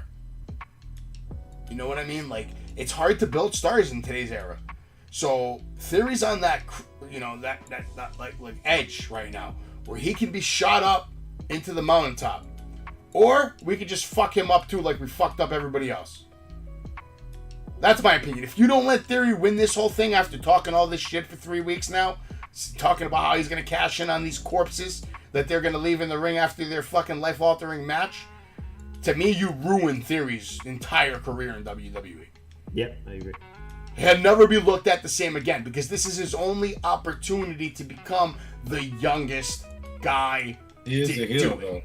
though. So he could come out looking like a jackass. It's the heel thing to do, too. Yeah, but my point is, he'll never be looked at as that guy again. He won't have that John Cena vibe, because he won't come off as like that. You know, John Cena came out, he was dominant from the start. You know, he's got to have that same kind of career, that same kind of impact. I mean, don't get me wrong, John Cena took losses in the beginning, but he made it clear on day one, I'm here to fight Kurt Angle and put up a match and put up a fight against the best. And if, you know, that's why I think they're going to let it happen. I don't know. It's going to be, to me, that's the only thing that's even making SummerSlam watchable, Dave. It's just the That's what I variable said. of It's what the if. only... That's it. The main event is the only thing that's intriguing. Everything else, we don't care about it. Like, who I cares had- about the rest of it? I had zero, like, I forgot what date it was, actually. Well, It they've was like, ruined the women's division now, man. Like, I don't even know the other matches, like, in reality. you have Like, Liv I Morgan. know there's Liv title Morgan matches, is but- fighting Ronda Rousey. Yeah. You have Oh, wow. who's I can't fighting? wait for that one. Carmella's fighting Bianca again, right? Oh, isn't? Oh. What about Becky? I thought Becky was doing something. Becky, I don't know. Becky says she wants a title shot, I think. Or is she getting a title shot? I don't even Didn't remember. she, like... I think she beat on Carmella, wasn't it? Something like that. I don't remember.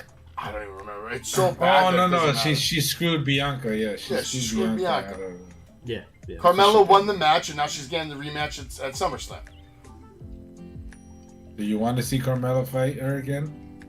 That matches actually haven't been as terrible as you think. Carmella's been much better. She's improved from the last time she had a run as champion. I'd say that much. She's not like night and day better than she was, but she's better. She's definitely better than what she But was. in all honesty, you think Carmella has a chance to beat Bianca? Straight up? No, not straight up. It will be a screw job probably by Becky again. Or her, because she's a Yeah. heel. Or maybe even Corey Graves gets involved. I mean, that's the whole dynamic there. He is ringside. He is her boo. And I heard Corey Graves actually wants to get active in the ring again. So, I mean, this could be his opportunity to maybe be a manager, maybe... I don't know. I'm just throwing random shit out there. Obviously, that probably has no legs at all. But it would be cool to see Corey Graves maybe screw Bianca over. I bet you that's something they probably didn't even think about. Could be, I don't know. That'll make it at least a little intriguing. Yeah. And then you got real beef. You can get Montez coming out to go off on Graves, and maybe that's how you get Montez to go on his single push, because then And Dawkins agenda? is like, focus on us, man. What do you mean? What are you out here doing? We got to focus on this. And instead, they have a fight. They break up. Dawkins goes his way, which is probably back to NXT. It's supposed to be bros over hoes, bro. Bros over hoes. Exactly, yeah. So that's where the fight starts. I mean, I don't see the Street Profits lasting past WrestleMania, like next year. It sucks, too, because I really think they should have the belts right now, but... I think they're going to get them right now at SummerSlam, but I think they're getting set up to lose to the Viking Raiders after that. That's my take. That's terrible. I know, but why else would they bring him back and have him have this whole dominant fucking... Wow. Yeah. You It's mean just the sad new to even vicious think like that. the Raiders? I like the Raiders, but I've seen it so much, and every one of their matches is pretty much like copy and paste. They don't do like new innovative offense, really. It's all the same shit that we've been seeing from their NXT days. And then they had their run in WWE, they won their titles, whatever, and then they go back to NXT. The Street Profits, I think, are way better than more entertaining, the better matches. Yeah, I agree with that. But Well, I whatever. don't know. What are you It's guys? WWE, so What are you what's guys the rating the show for AEW tonight?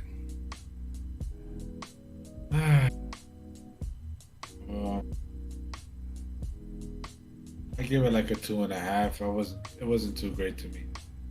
Wasn't too great to you. How about you, Gilch? 3. I'm with you. I give it a 3 because there was actually some fun matches, and even the match I thought that was gonna suck was still entertaining. That Serena D match was entertaining. That Moxley match to me fucking pretty much stole the show in my opinion. I thought they killed it. I just think that it didn't live up to the first Fighter Fest. First Fighter Fest was way better than this. Well, this is part 1 of Fighter Fest. Next week we're gonna have, unfortunately, probably the shittier version of this. What did they announce for next week? The Jericho versus Eddie Kingston. Shark Tank shit. Yeah. And what else? Is there anything else even remotely? I don't think so. I think anything else is just Rampage right now. They didn't really announce any other things with that. All For the right. next week. I know Gilch ain't here for SmackDown. Dave, are you gonna get through SmackDown?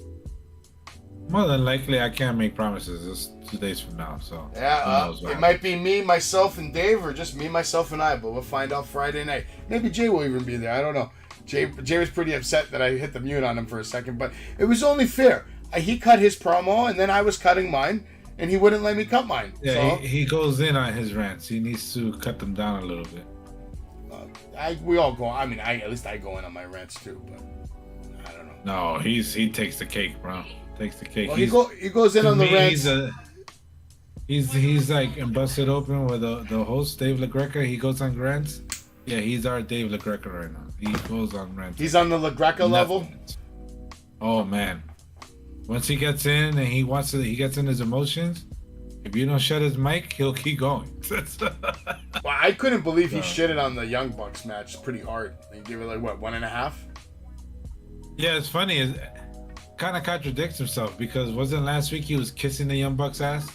So it's like how you go from kissing their ass and then be like, oh, they're shit. So it's like, bro, you don't make no sense, dude. So I don't know. I just don't think he's a big fan of AEW match right now, man, because there's no stars, man. They're lacking so much star power when the stars aren't there. He just starts shitting on the division and the brand. Yeah, but you know? he overlooks actual matches. Like his take on the Moxley and Takashita match, it's just plain stupid. Like you gave it a bad rating because you think it's because Moxley is too GCW, even though there was nothing like GCW. His take on that match was the most dumbest take I think I have heard him say since we've done this. I love that match. I thought it was a fun match. It seemed like you guys all liked it too. I mean, you know, tonight wasn't for everybody. I didn't like the circus act that we saw in the first 5 minutes of the night either. To me, that's not a good way to set off the tone of the match. But at least they I was picked it up. surprised they started with that match actually. Yeah, I was too. I was a I championship thought it was match. gonna be in the middle. Yeah, I thought it was gonna be at least in the middle. But I gotta say, Orange Cassidy's growing on me a little bit. He's a good worker, and the fact that he's the first person that made Wardlow have like a match that was more than fucking 10 minutes. Like, yeah. I like Cassidy. Like Yeah, I'm not sitting here and say, oh, Cassidy's gonna be like a future champion or anything like that. But I actually like him. I think he's very entertaining. He's growing on me, man. I just wish he wasn't the person that made me think about what happened to Scorpio Sky. Like I just wish the Scorpio Sky situation was handled better because we haven't even seen Scorpio Sky since he lost that TNT title, have we? I think that him being in that group, I don't think he needs to be in that group. He should have never left with Kazarian. He would have had more success with SCU. I don't like Ethan Page. I don't like him. I think he's corny. And then the other guy, the Dan UFC guy, Lambert, yeah. He's annoying. So it's like, why are you with them? Like he should have stood with Christopher Daniels and Kazarian. If I can compare Dan Lambert to anybody, I would compare him to Vicky Guerrero. That's pretty good. Like annoying. He's annoying, right? Like you said, what was Vicky? That's true. Vicky was annoying. Vicky did a lot, though. No, for sure. But I'm talking about just like if you can compare him to like somebody's character and gimmick and what they're supposed to be doing. Like, Vicky was supposed to come out, annoy the crowd, annoy the wrestlers. Dan Lambert does the same thing. Comes out, annoys the crowd, annoys the wrestlers. So, I mean, and they're both in the same division. They're both in AEW, right? I haven't seen Vicky in a minute. She usually does the promos with Nyla Rose and Nyla, yeah. But Nyla's been coming out with that new chick. No, she has like somebody new with her. Oh, that botch girl. She comes out with the botcher. Yeah. It's botch fest over here, man. Marina Shafir, whatever her stupid name. Any predictions on what we're gonna see on Friday, man? It's gonna be a shit show, isn't it, Gilch? It's gonna be bad, right? Because there's no Brock, there's no Roman, probably.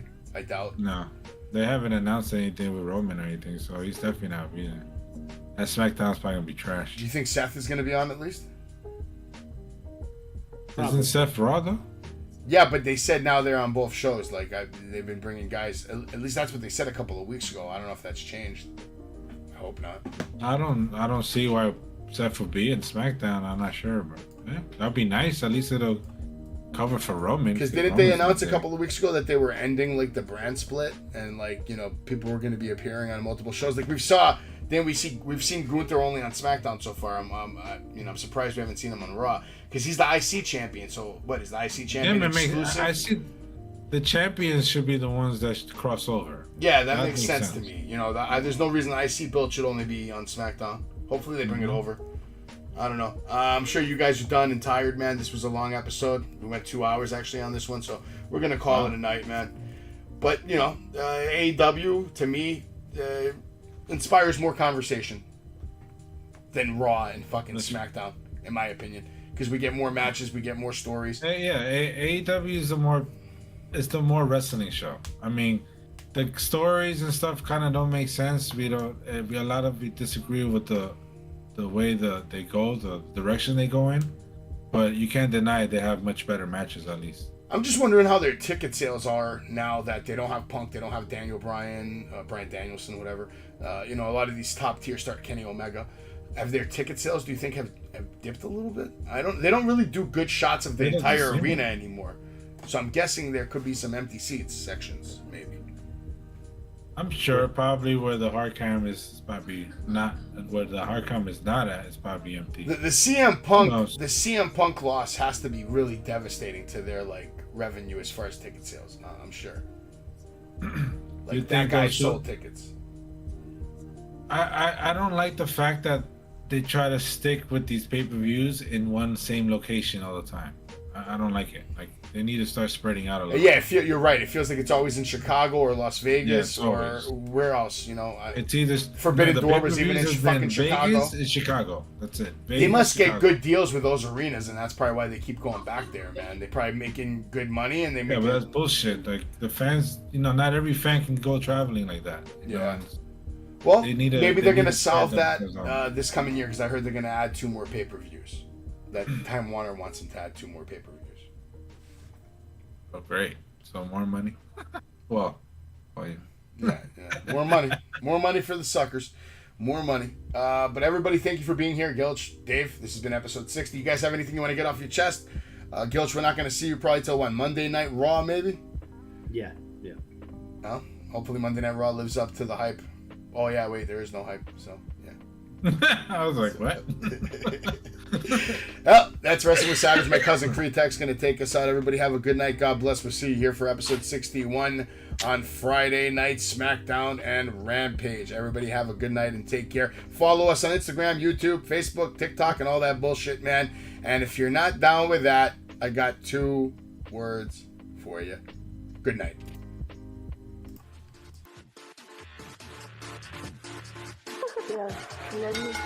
Pedigree, 1, 2, 3, proud to you live as a champ. A last ride straight to hell, a tombstone, a choke slam. Here to give it to you raw. This is Wrestling with Savage. SmackDown, hold the title. This is Wrestling with Savage. What? Wrestling with Savage begins now.